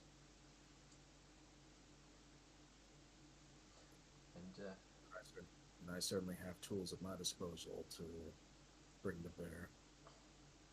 and do not forget your other cleric, Wishful Pen. She has many tools at her disposal as well, I'm sure. You use them to defend me.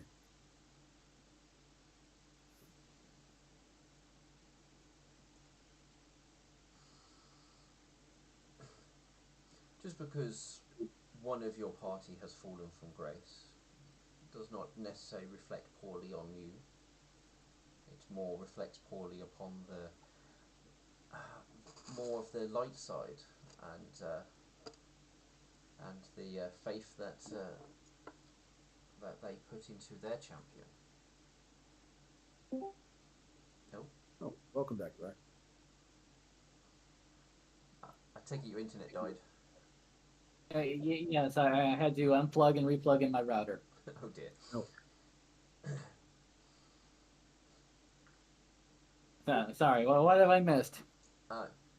Just Milk Thistle and Midnight Vision talking about you.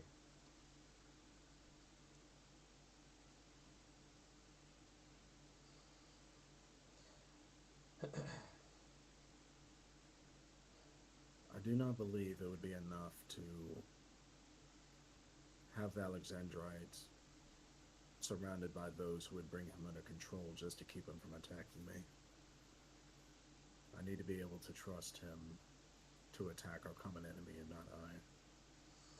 Well, then, that is a task that you must work out on your own. And between you and Are you gonna behave now? between you and Alexandrite, as it is a battle between you two that you must decide between each other.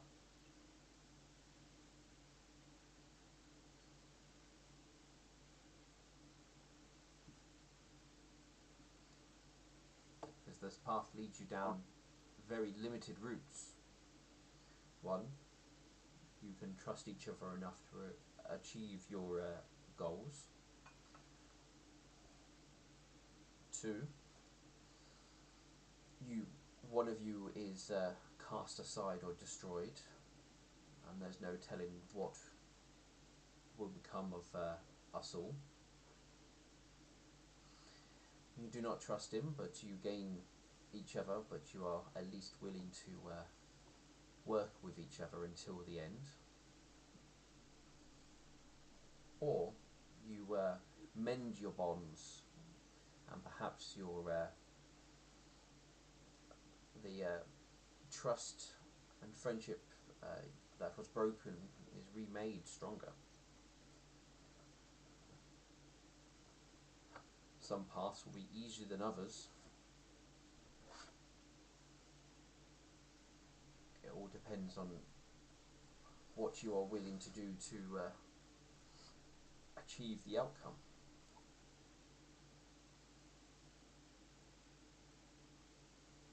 And if I extend this olive branch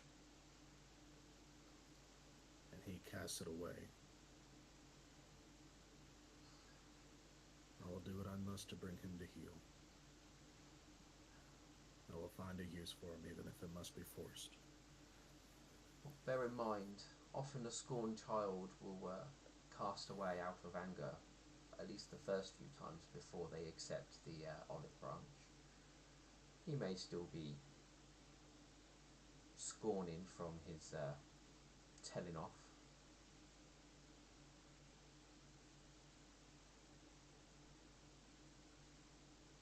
Then I will be patient, and I will find a use for him.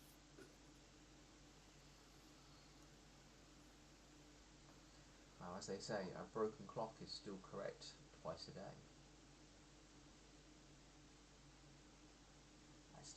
A broken paladin can still have its uses.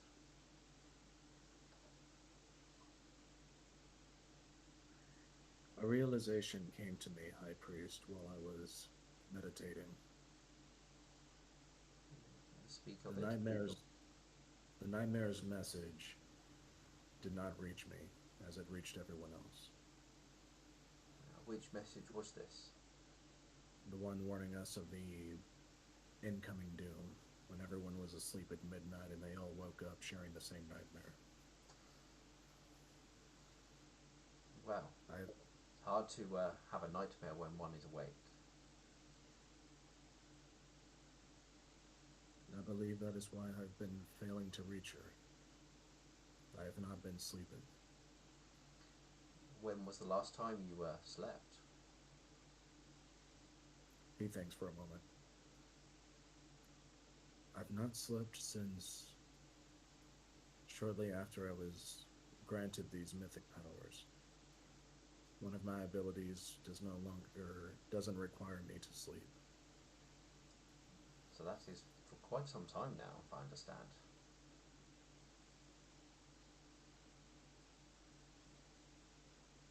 The nightmare tea that we keep for our rituals. I would like to be part of that ritual tonight. Certainly. And perhaps if I gather the right items to honor the nightmare and gather my allies, perhaps we can go to her since she does not willingly come to us. Well, she's not one known to go to her followers. They do have to grovel before her.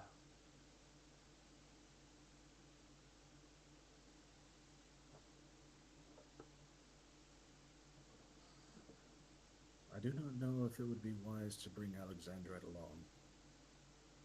Well, If he would be welcome, or if I would be scorned for bringing a dishonored paladin before her.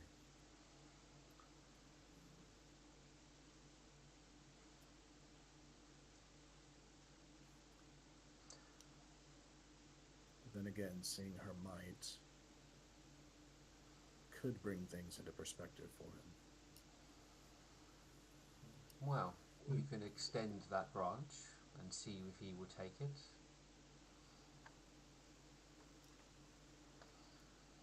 What she will do, there is no obvious foretelling on how she may react, bring him into such a vision.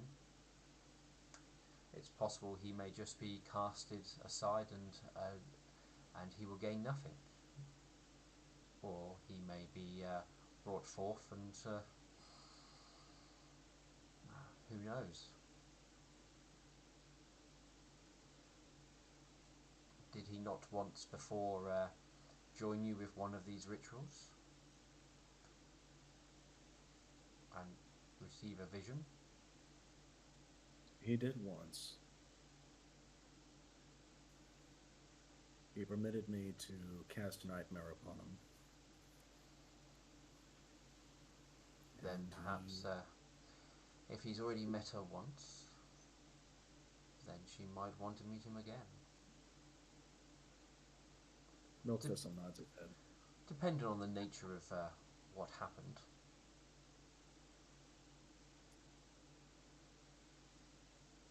When is it? Is today first day? The 23rd? Today is still first day, the 29th of Umbra. Okay.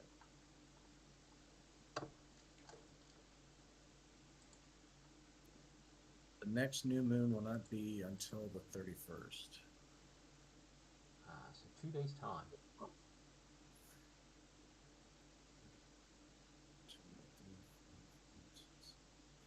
8 days time.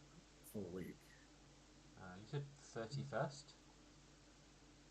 Yeah, I clicked the link to the Everglow calendar, and 31st of first day, that'll be the next new moon, so that will be the full moon. So you got new moon and full moon. So so I've always been treating the new moon as the moon princess and the full moon as the nightmare. So Oh, I thought it was flipped. Because since the nightmare is more of an evil goddess, and dealing with darkness and monsters at night, it would have made more sense that when it's its darkest, then I would be more aligned to her.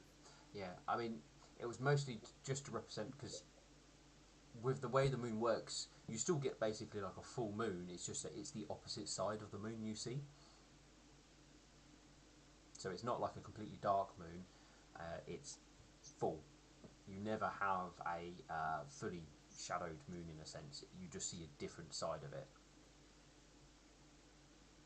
Okay, so the moon in Everglow is not tidal locked with the planet. It actually rotates. It actually rotates, yeah. It spins. Okay, that's weird. Everglow is weird. It's not a circle planet, let's just say that. Okay. It's a bit wibbly wobbly. All right. So, given that, which phase of the moon would best be suited for the nightmare? It is what I treat the full moon is the nightmare side of things, and the new moon is the moon princess. Okay. So basically, that means tonight's the best night to do this. You are currently on a what would be called the waxing gibbous. So it's Okay. just. Okay. I think I'm tracking a different thing than you were then, because What calendar are you looking at? I'm looking at the Google Docs here. Right. Okay. So That might not represent the year that I'm looking at. Because Okay.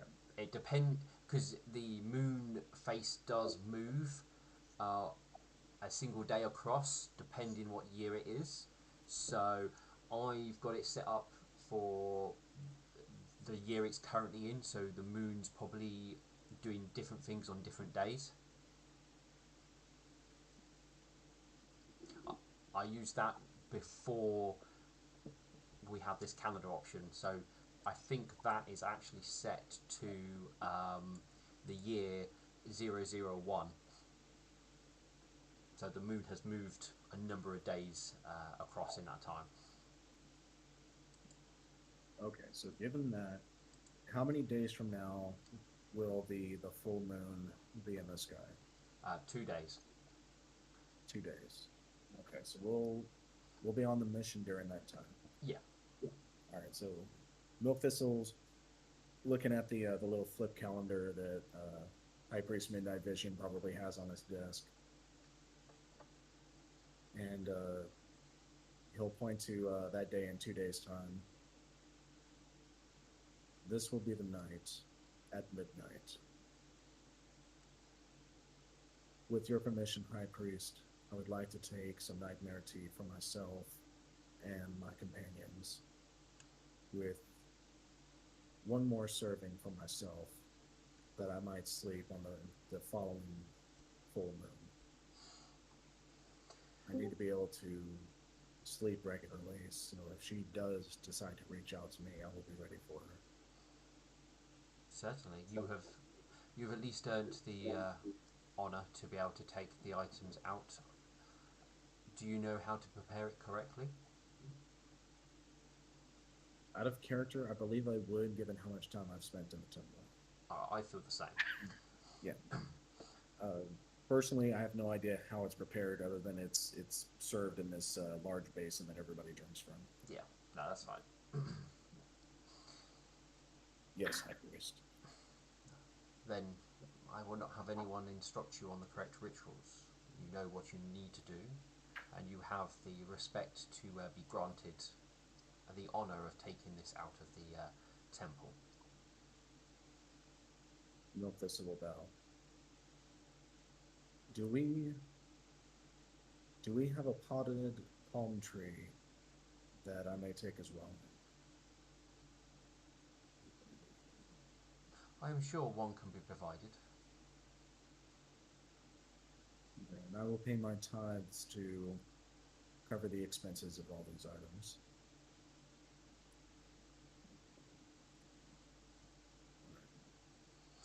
Done. You know what? Milk Thistle is going to pay a considerable amount of tithe. Okay. He's gonna take out 20 platinum coins and put them on the High Priest desk. He tells you to go and place them on the altar to the nightmare as you pray to her, to show the proper, to give the proper respect that this deserves. Milk Thistle will bow deeply. By your leave, High Priest.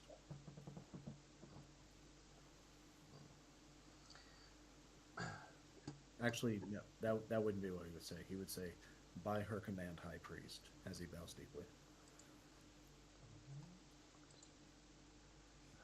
He will go see your orders fulfilled. And with that, he rises, keeping a downward gaze, taking the coins with him to the main altar.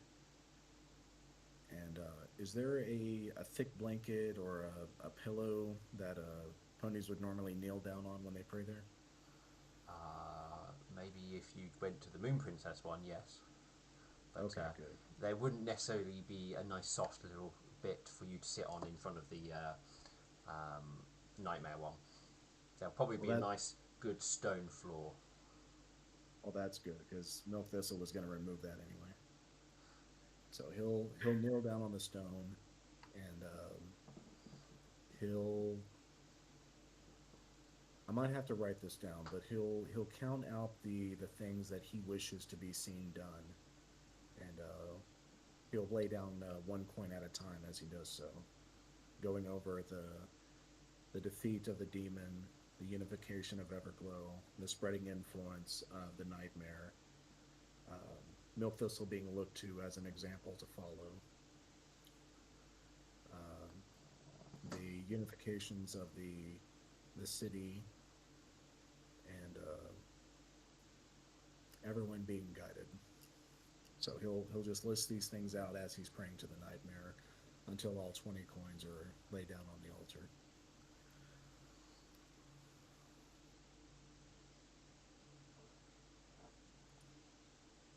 And from there he will rise up and he will go to the nightmare room where the ceremony takes place, and he'll gather the ingredients for the preparation of it. Yeah, you would basically be taken into sort of more of a like a special chamber where things are kept for preparing of it, and you will probably be given obviously the ingredients to make it, but also a probably a very special ceremonial, in a sense, teapot where it's brewed in as well. Ooh, I'll add that to my bag of holding then. Uh, that will come in like a wooden box, which with nice sort of very dark violet sort of a velvety inline and stuff like that. So in a very sort of dark wood case to it. Obviously to keep it safe during transport. Yes. Did you say a purple box? The box is a dark wood. The inner lining is sort of a very dark, sort of a dark violet, with which is velvet material wise.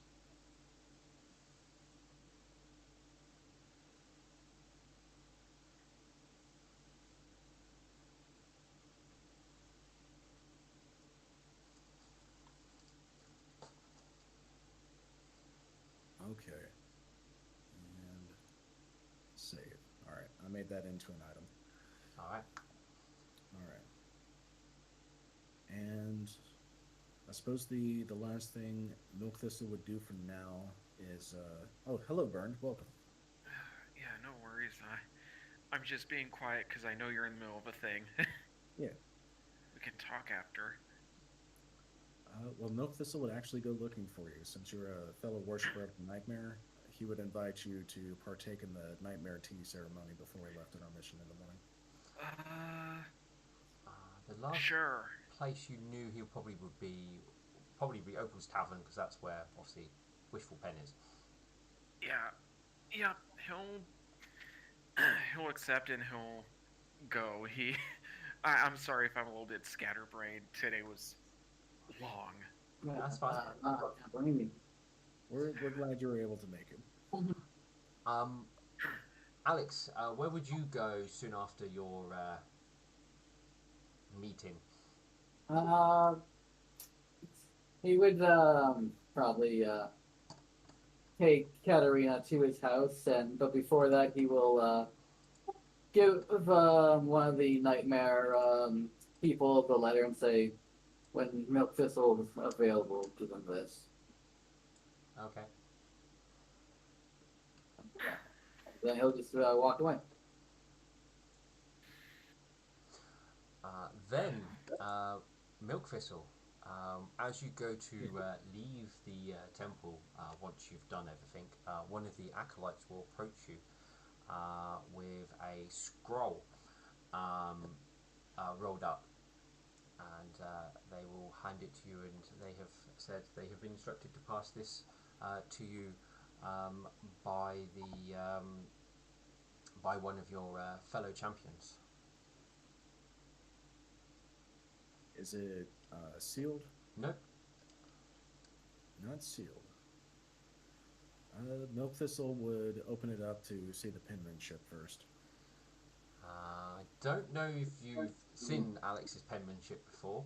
I mean, probably more mouthmanship because he's an earth pony, so he'll be writing with his mouth. Milk Thistle would probably get half a line in, realizing it's from Alexandra, roll it up and put it away for later. Alright. I'm going to add an item to your bag. What contains the word. Oh, cool. So that way it's actual physical item, so if you don't take it out and read it and it gets destroyed somehow, you'll never know what it is. No, this is not items. Here we go, so git add.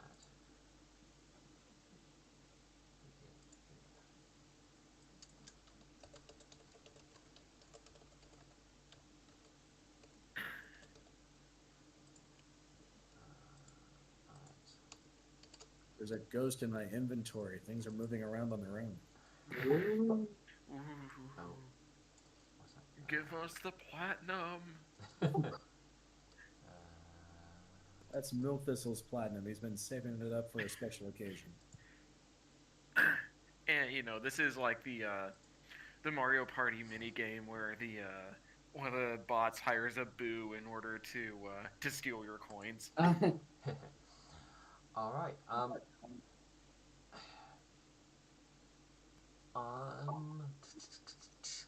Obviously, in the meantime, I believe obviously probably you and Wishful Pen will probably just be, sitting around talking about, normal, planning out life stuff. what we'll do after we've saved the world. Yeah. Yeah, unless anything major happens, he's not really gonna leave Wishful Pen's side. I know I do have to deal with something involving Swift Victory, but like, I was going to say how prepared are you to do with dealing with something like that tonight? You can say not at all, and we'll leave it to when you're on the boat on a different day, if you like.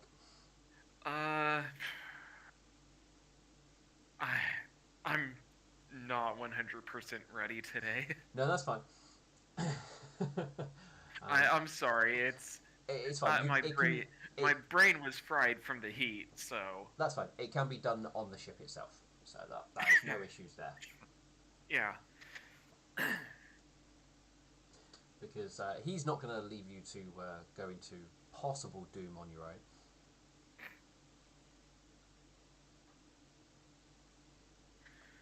Well, I mean, hey, who knows? Maybe we'll get lucky and get a BFG in order to just help us annihilate the Stag Lord. Wishful thinking, I know.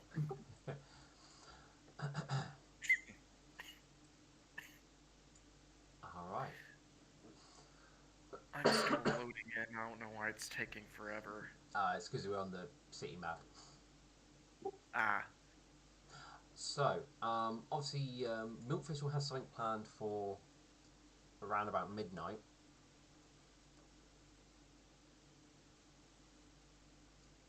Bird's avoiding his the thing he will do today or could do today.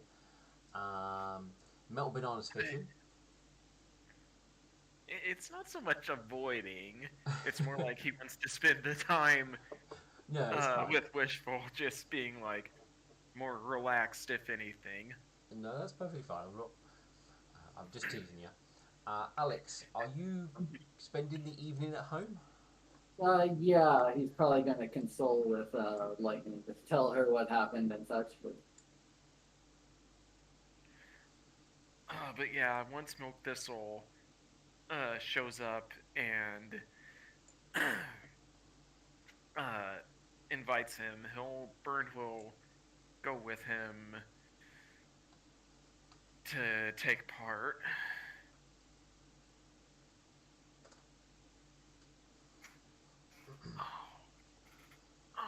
feet are just not happy with me. All right. Metal Banana. Other than you Yo. spending obviously your afternoon fishing, um, do you have any other plans? Straight Owl did say to Meadow that he will see her in the evening, right? Yeah, because he had stuff to do in the afternoon with like interviews and what have you. He should be back Yeah. in the tavern, after about 5, after about 6 o'clock type of thing. Okay, it's 4 o'clock now, so Yeah, I mean we're Alright. probably going to do a bit of time skipping now. So if there's nothing major other than what's going to be happening around about midnight, then we can jump ahead to about 6 o'clock.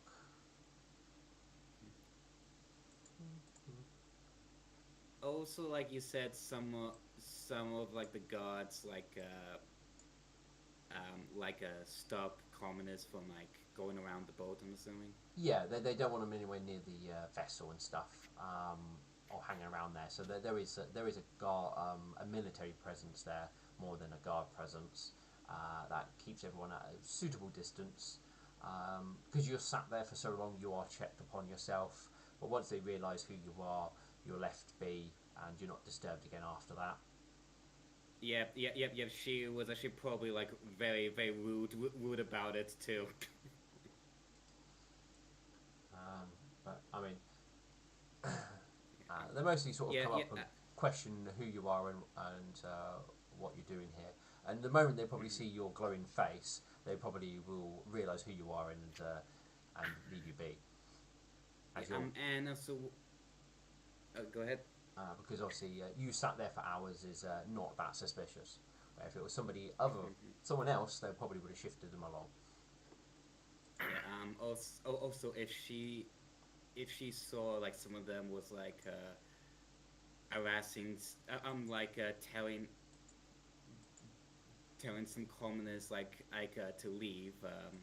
From what she can see, she'll be like, leave them. They're with me. Uh, Like, well, I would assume you would have been a good distance sort of around the lake to sort of get a little bit yeah. of peace and quiet. So you wouldn't be able to tell if any exact individuals or anything like that. Yeah. I'm just like saying like if she like does see it happen and she will intervene with it. Okay, no, that's fair enough.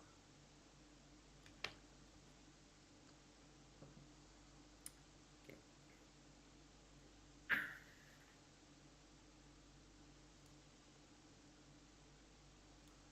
But yes, come sort of later at 6 in the evening, where you will return back to Opal's Tavern, smelling a little bit of fish. Mm-hmm.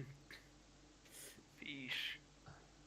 Probably probably have some taste of fish. It's from like for them back in. Yeah, probably.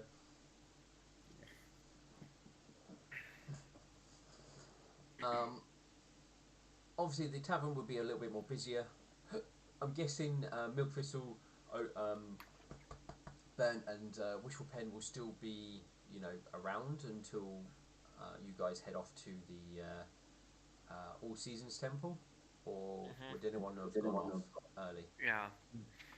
Well, Milk would, if we're going to be at Opal's Tavern, Milk Thistle would enjoy some tea, and he would let Wishful and Burn know about what's happened to Alexandrites. So sitting there, he would make sure to not speak up so they can't be overheard. Alexandrite has fallen. He is no longer a paladin.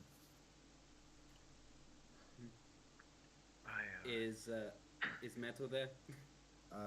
Is she sitting at the table? If so, Milk would share this with her too. Yeah. She would be. Okay, then yeah, he would address to everyone. I do not know the exact circumstances of what led to him being stripped of his powers, but I sensed the moment it happened when his smite was lifted off of me.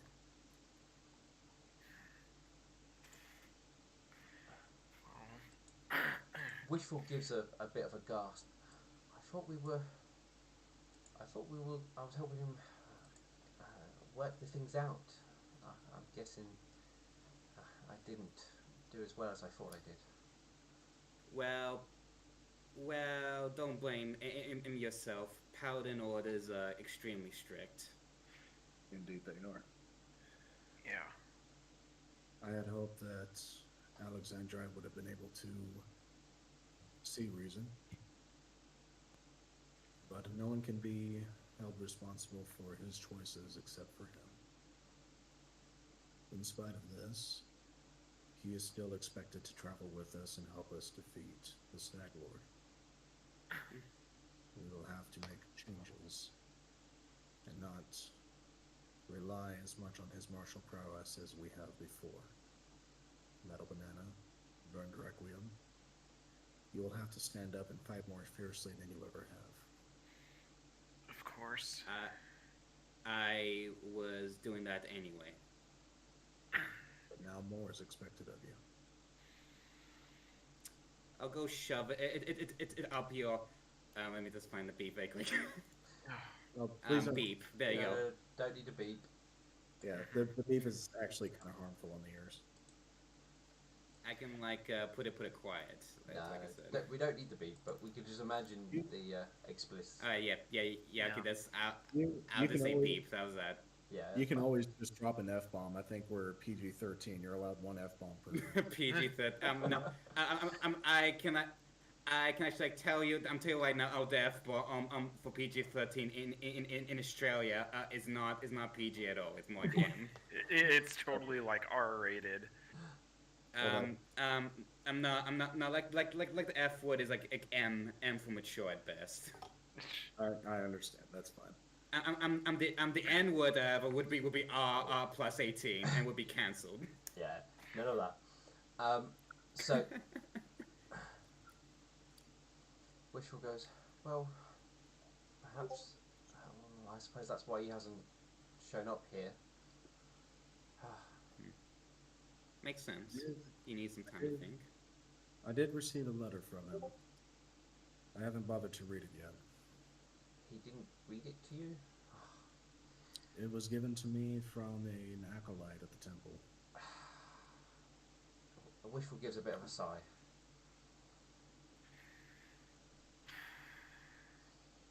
Well, I did tell him to come find you and read his words to you. I was hoping that would have more of an impact if it was if he said it. I haven't really read what he wrote to you, but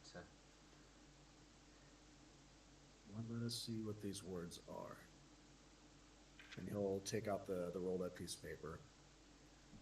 To Milk Thistle, I regret that things down at Opal's Tavern went down the way that they did. I do not expect to earn your forgiveness with a simple letter, nor am I sorry for seeking to protect Katerina for what I, at the time, thought was the biggest threat to him. I am sorry for hurting my allies in the process, and I am sorry that things between us have gone this far. We've never seen eye to eye on a number of things and butted heads on a number of occasions, but it was wrong of me to strike first.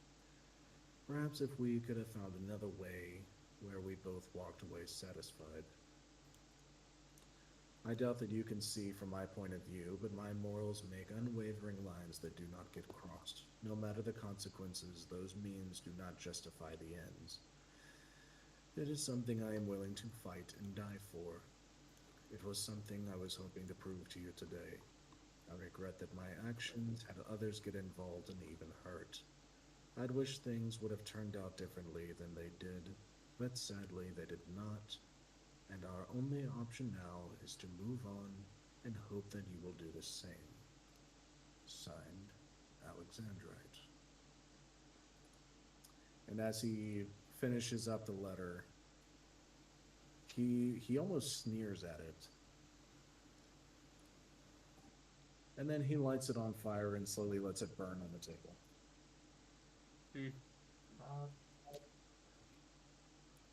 And as it burns, he takes a sip of tea, making sure it doesn't spread.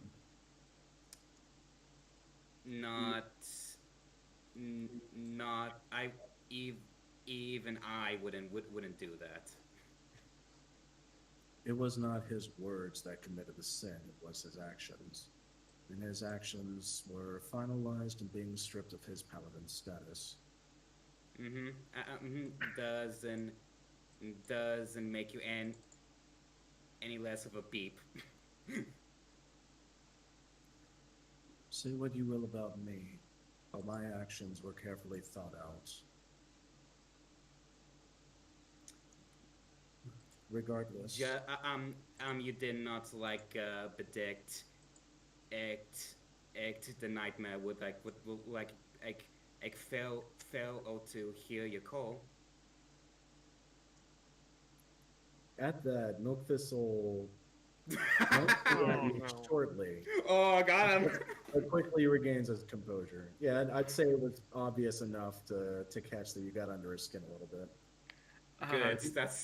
That's what you wanted. But oh he dear. regains his composure. Uh, Wishful will go. Well, it sounded like he was starting to understand things, but I'm guessing you didn't channel what he wrote there into whatever happened to make him not be a paladin anymore. Wishful. Yes? I'm not as familiar with Alexandrite's writing as I am with yours. This letter does not read the way he would normally speak. Did you have Well, I told him to basically write an apology letter to you. I hopefully saw it as a way of him working through his emotions and, getting him to reflect upon his actions. As a, you know, as a learning experience, and I wanted him to read it to you rather than just hand it to you. So he actually read the words and put feeling behind it.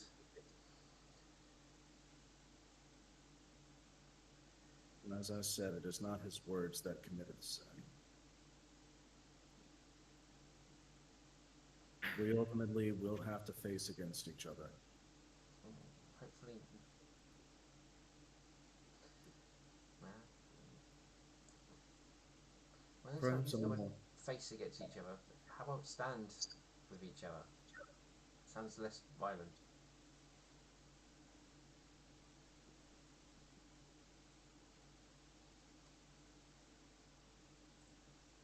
I did wish to stand with him, Wishful. I've never fully grasped friendship, at least not the same way you have. While he and I were never truly friends, I did look to him as an ally. Well, we can still work on things, and I can definitely give the pair of you some excellent reading material on the matter. We can work through it, I'm sure. It's not going to happen overnight, or you know, we're not going to just hold hooves and sing kumbaya and we all be friends. It's going to take a bit of working. He will have to show me his worth. We have a responsibility placed on our shoulders that no one else can bear. It is up to us to fight the Stag Lord, and as you said, we must stand side by side to do so. Which means that regardless of my feelings on the matter, regardless of my personal relationship with Alexandrite, it will happen. I will not fail in this, and I will not tolerate failure from Alexandrite either. He has paid a heavy price for his sin. If he seeks a road of redemption, then it will be entirely his choice. But since punishment has been dealt in an extremely heavy manner, I am not seeking vengeance against him. I will do my best to make peace. I will serve him as an ally. I will protect him as an ally, and I will fight alongside him as an ally. I will set an example for him to follow. Hopefully he chooses wisely to follow that example. Well, that sounds a very good, positive way to think.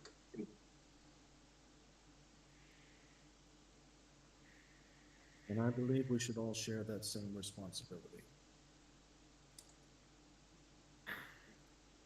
Of course. Don't don't don't be a teacher to someone who like doesn't want to learn your view. No, a bad teacher would give up. A good teacher will help and adjust their ways of teaching to help them. A good teacher would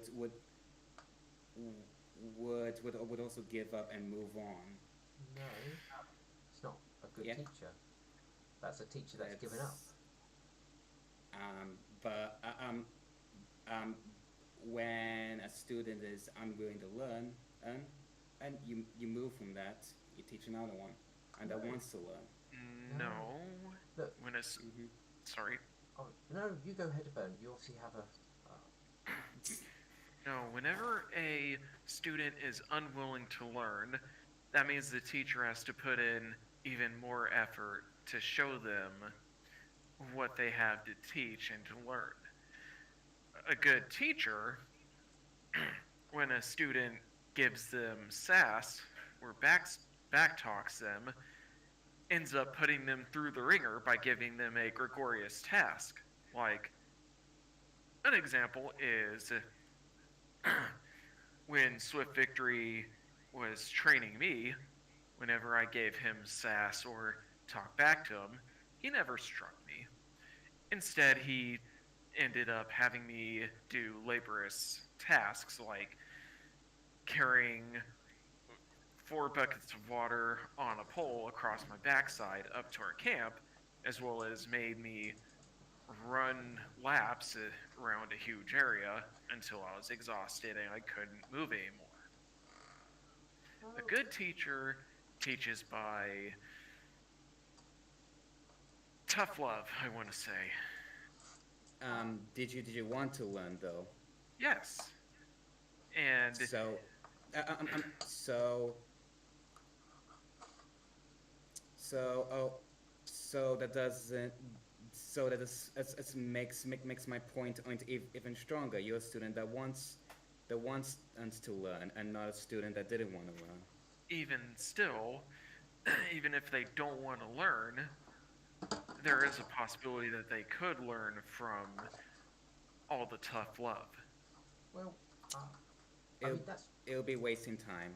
well, that's one way to approach things, Bert. But what I was going to say is somebody who doesn't want to learn is normally somebody who's bored or not challenged enough, and you have to try a different approach to spark their interest or knowledge or find out what drives them and bring that into things. What is most crucial in this moment is patience.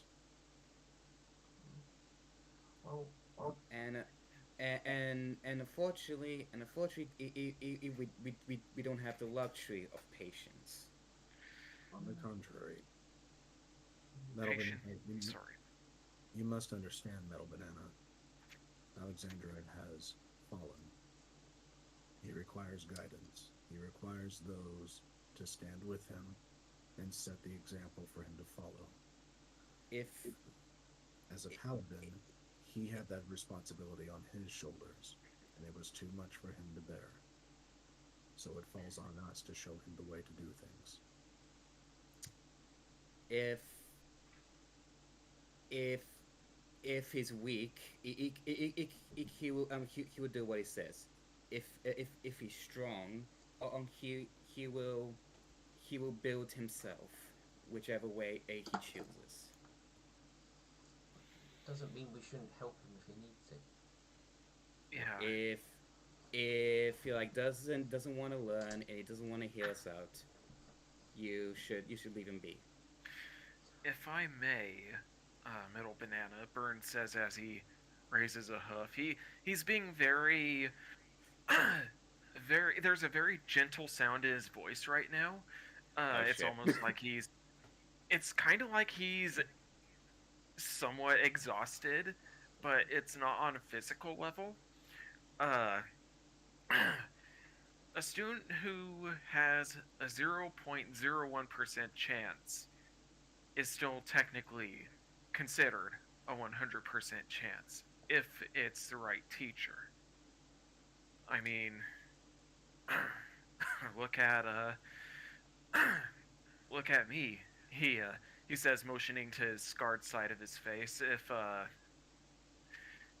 If Alexandrite and Milk Thistle here hadn't taught me, well, helped to teach me that I didn't need the mask that I wore originally, I wouldn't be where I am right now. And that was a That ordeal in and of itself. how from how you talked about your scar and how you talked about used to wearing that mask, as I would believe you are weak, and a weak student is the one that wants to learn and is most vulnerable to learn, right and for wrong. Even then, even the strong have the tendency to wish to gain more knowledge and to learn new things. That's not the information, and I was given and about you when you talked about it, especially with a baby scar like that. Oh, oh yeah, I've covered enough. Mm, Yeah, yeah, she has way worse scars than him. Well, I was yeah, gonna say, that's Burns face like Two Face, like yeah, he's got quite a yeah, bad burned face. I mean, yeah, you're scarred from top to tail, but he's got one quite big Mhm. one. yeah. It's like, have you seen a diagonally crisscrossing pattern like from? I want to say Two Yeah, Face is a good example. It's sort of like that. It's basically one big crisscross pattern on the messed up side of his face. she would she would still consider it like a baby scar. So Hmm. Yeah, I mean, because you haven't lost an eye, right? Not yet. No. that Okay. that's not to say that that isn't going to happen by the end of this. and that's Yeah. like Yeah. I can definitely remove Well. more body parts. It's fine. Yeah. Well, I can tell you, Metal definitely beat you to it. Hmm. Hey, Steel, you said that Steel Prism's in a race to see who can lose the most body parts, right? Oh God. He's already a leg ahead. Oh boy. Oh boy. But yeah, no, he burned. It looks like he's just letting that slide. You can see uh from his eyes, mainly his pupils, that there's a little bit of hurt behind them, and it's not from your words, but it's like it seems it's more on a deeper level than that. But he just gives a smile and says, "Even still, Well, I think no matter what, we still need to support him in whatever way we can. agreed." If he wants our support, but then go ahead. If he doesn't want it, leave it be. Well, I will not be giving up on him. He will Good learn luck. one way or another. Unless you want to get Ed struck down again, be my guest. He does not carry the same strength he once did. No, no, but if a look, no, but a weekend warrior is like still a warrior no matter what. Of course. Which is why we still have use for him.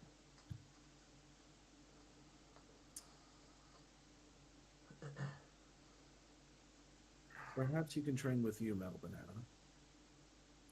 You certainly have a different perspective than the rest of us on matters of secularism. I doubt he would. It want advice from me. Considering I insulted his goddess more than once, and he threatened to smite me because of it. Perhaps. Pretty sure I never threatened to smite you.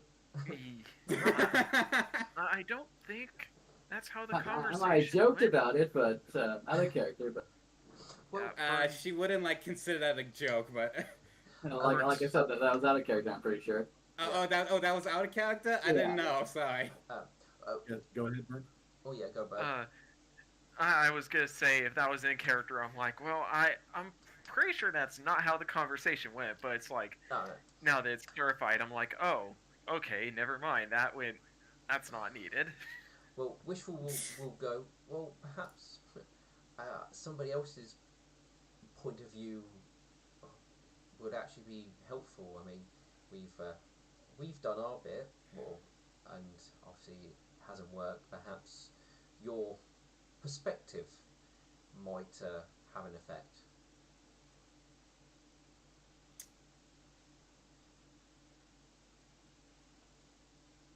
It is certainly a will- possibility. If he wants it, obviously. I mean, he might not. Well, I'm always happy to give advice to ones who willing to learn, and the question is if he is. If he is I'll do my best. If not, well, nothing I can do.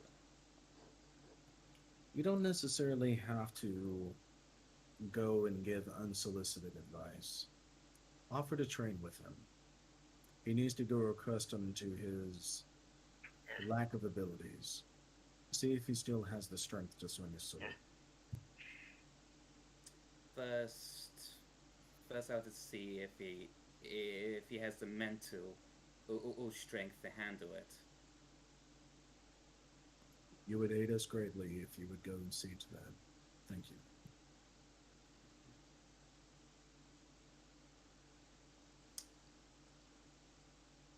She is like puzzled why you said thank you. You could assume it was a please and thank you kind of statement. Like he expects you to do it, but he's still being polite. Gotcha. She does like shrug at that. Is this the metal banana character development that we've been looking for? No. That is developing lots of character.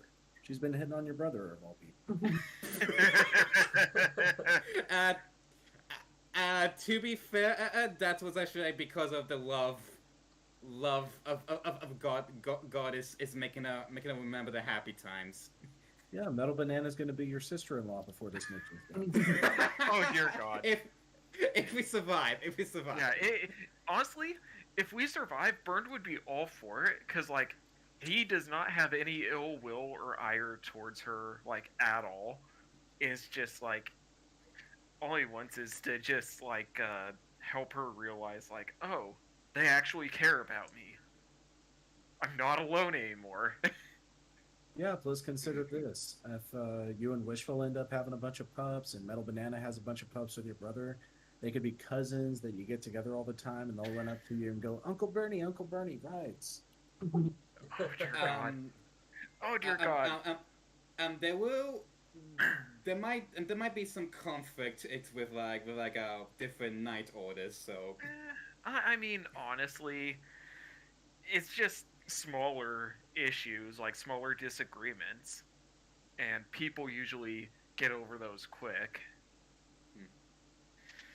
But yeah, Burned will give a nod to Middle Banana, and he'll say, "Believe in us as we believe in you." And he's saying that with a very genuine tone in his voice, mind you. So it's obviously not like he's obviously not trying to bullshit.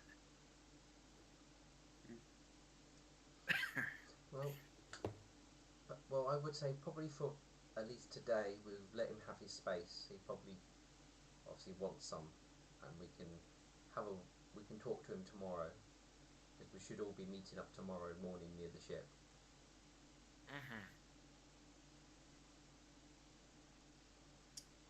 agreed. The meeting is it at 8 o'clock or 10 o'clock in the morning? 8 o'clock in the morning. To meet at the ship. Yes. What time? 8 in the morning. 8. Okay.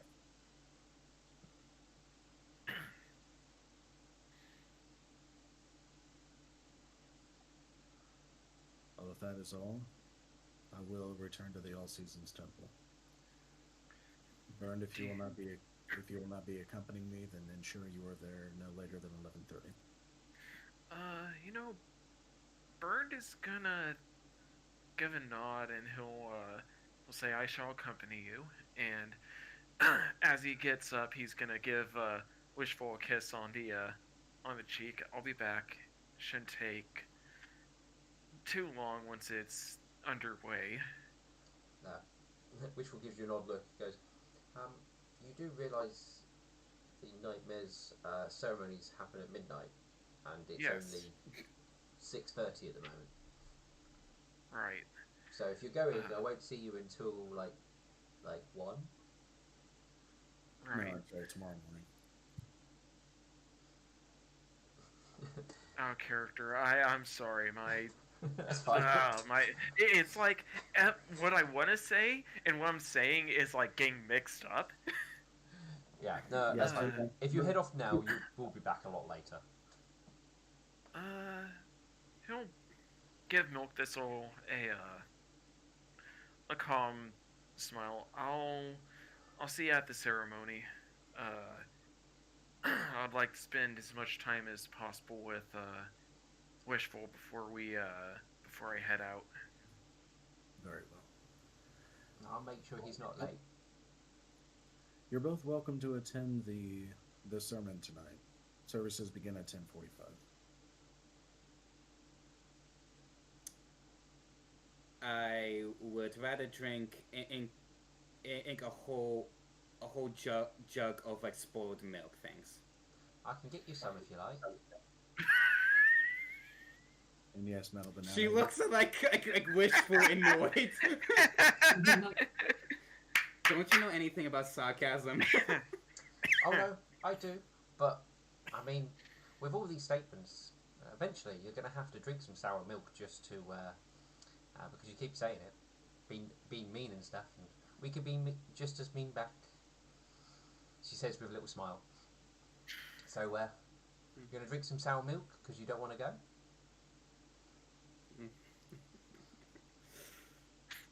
Even one such as you is welcome in the Nightmare Temple, Metal Banana.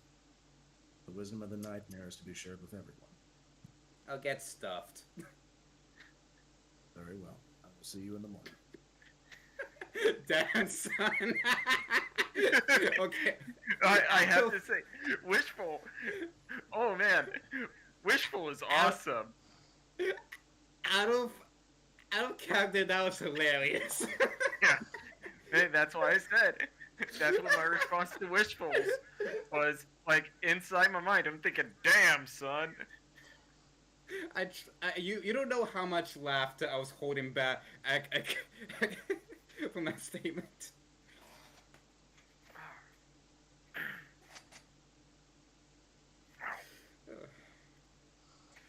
Well, Wishful has her own theories about Metal Banana, and she's testing them. Yep. Do y'all mind if we stop here in about 15 minutes? No, that's fine. Yeah. Did you want to do the nightmare stuff tonight, or would you like to sort of start next session off with the nightmare stuff, and then we'll move into traveling on the boat? Personally, I'd like to start off with the nightmare stuff next session. I think that'd be really cool. Okay, no, Yeah. that's fine. I think the same. Anybody want to do any other little final stuff in the last sort of 15 minutes? I mean, the thing that's on my mind is like, Burn knows that there's something that Swift Victory's been hiding from him. He's been trying to squeeze it out of them. He did promise he would speak to you today if you actually wanted to speak about it. Yeah, so yeah, Burned will he'll go and meet up with Swift Victory then. All right. He gives a bit of a sigh, and he obviously knew this moment was coming. But all right. Bern, not here. Let us go upstairs and we can discuss things in private. Of course. And with Uh, that, he'll walk with him he'll take you up to upstairs. the room which he's currently staying in, as obviously you've all been kicked out of the ship, so you're staying in Opal's tavern at the moment. Yeah. Alright, Ben. What I'm going to tell you might be concerning, but I don't want you to worry. Okay. I mean, lay it on me. He starts to move part of his clothing like he's trying to show you something. And eventually, when he's able to reveal enough of sort of part of his like side almost, it reveals a kind of a wound he obviously suffered semi recently. The wound itself doesn't look too bad, but it's more what's coming out of the wound, and it seems to be sort of a strange black, kind of a purple sort of tentacle, sort of veiny stuff, sort of coming out of it and up his fur. And he says to you, he goes, "I'm not certain what it is. I have been to the temples and a few other places. All they can tell is it's some sort of poison that is slowly spreading, and there doesn't seem to be a way of stopping it. I don't know Sorry. how much longer I will have." Steel, can I try? Does it look like a thing from like? I'm sure that we've ran across enough stuff from the planes to know that it might be an extraplanar creature, or uh, maybe it's a religious thing. So, exoplanet. If you think it might be exoplanar, you can roll knowledge planes. Yeah. Yeah, I'm gonna try that. Alright, roll it blind. Yeah, cause he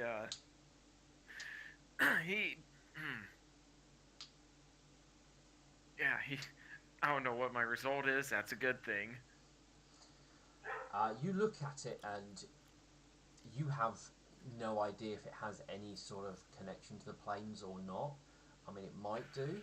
There's a lot of odd things out there, but you're just not sure. How how recently did this happen? Well, it was when I travelled into the desert, and I had my encounter within that lands. It was then. Hmm. He he he sort of examines it a bit more and Well, he doesn't leave it out on display. He kind of shows you, let you see it for a right, bit, and then he will cover it up. He's not right. letting you poke it. Yeah, no, that's fine. Uh he he'll look to him and he'll say, "I'm guessing that there's no way I can talk you out of going with us, and that this is your last hurrah, so to speak." Well, I don't know how much longer I've got, and I'm not gonna just like throw myself at any on any swords if that's what you're asking. But I'm gonna Right. ensure that you make it on this journey wherever you're going. I need to roll his will, cause this is kinda a big thing to him. So, oh no, no, that's not a good roll. Uh, he words, come on. He seems perturbed by it, but it doesn't look like he's moving away. And he'll he'll give a slow and shuddering breath as he nods. Well, I was hoping that, in all honesty, Sensei, I was hoping that your the rest of this time would be able to be lived out in peace instead of worrying about this. But given the circumstances, I can't really deny you if you wish to join us. Well, perhaps the cure lays in your victory. Perhaps, yes. He he sort of goes quiet for a few moments before he just. I'm assuming that by this point he would have like changed out into his scholarly attire just to Yeah, avoid stabbing anyone with the spikes, and up your. he'll give he'll hug Swift Victory tightly, and he'll say, "I don't plan on losing you. I already lost my birth parents. I'm not letting anyone else get taken. So you better, if there's a attack that's coming for me, you better just let me take it. I'll be fine." I can't make any promises. He'll he'll give a bit of a soft chuckle at that.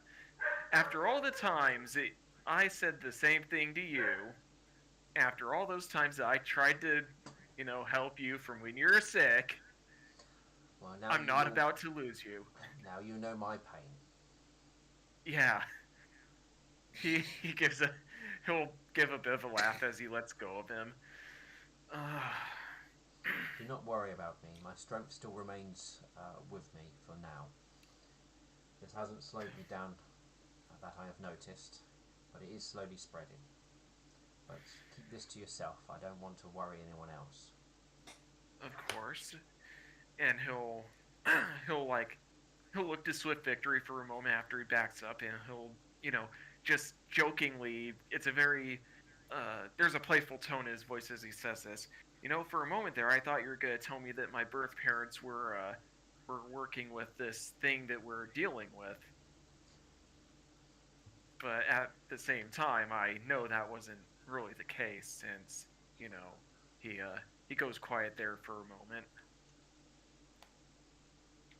No, I think they would never work for such a creature. I just wish I could remember them as all. It was, I'm sure they'll be very proud of you. yeah. We should get back down there and at least enjoy the time with the family. He'll say with a nudge of his hoof against Swift Victory's not perturbing shoulder. Yes, let's get back down there.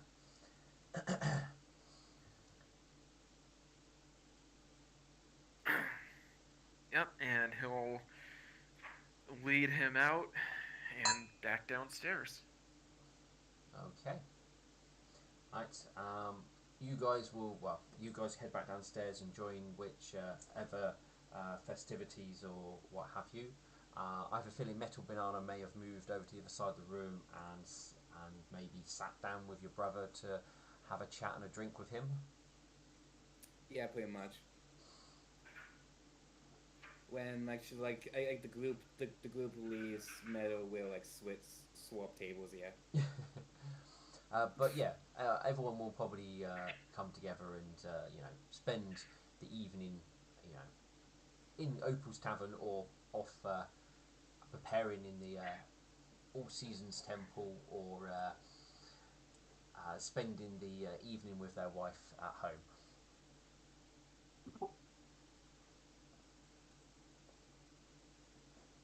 And until obviously 11:30 comes around, when Burnt will make his way to the All Seasons Temple. Mm-hmm.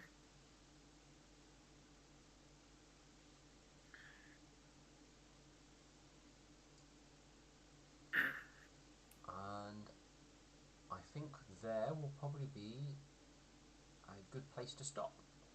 Mm-hmm. Yeah. Okay. Awesome. Great section today. Thank you always, Still, for being such a great GM. Yeah. Yes, your Yeah. games are always fun.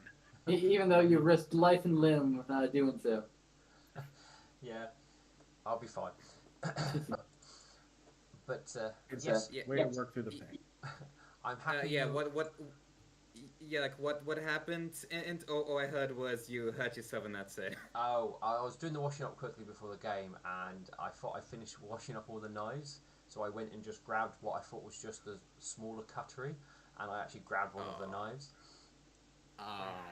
in the water. So yeah, so I think a lot of it was just because obviously there was a lot of blood in water, and I kind of acted fairly instinctively to try and get it sorted. But yeah, it's not too bad. It's gonna sting, but that's about it. But anyway. Yeah, that sounded like it hurt. Yeah. We will bring this session to an end.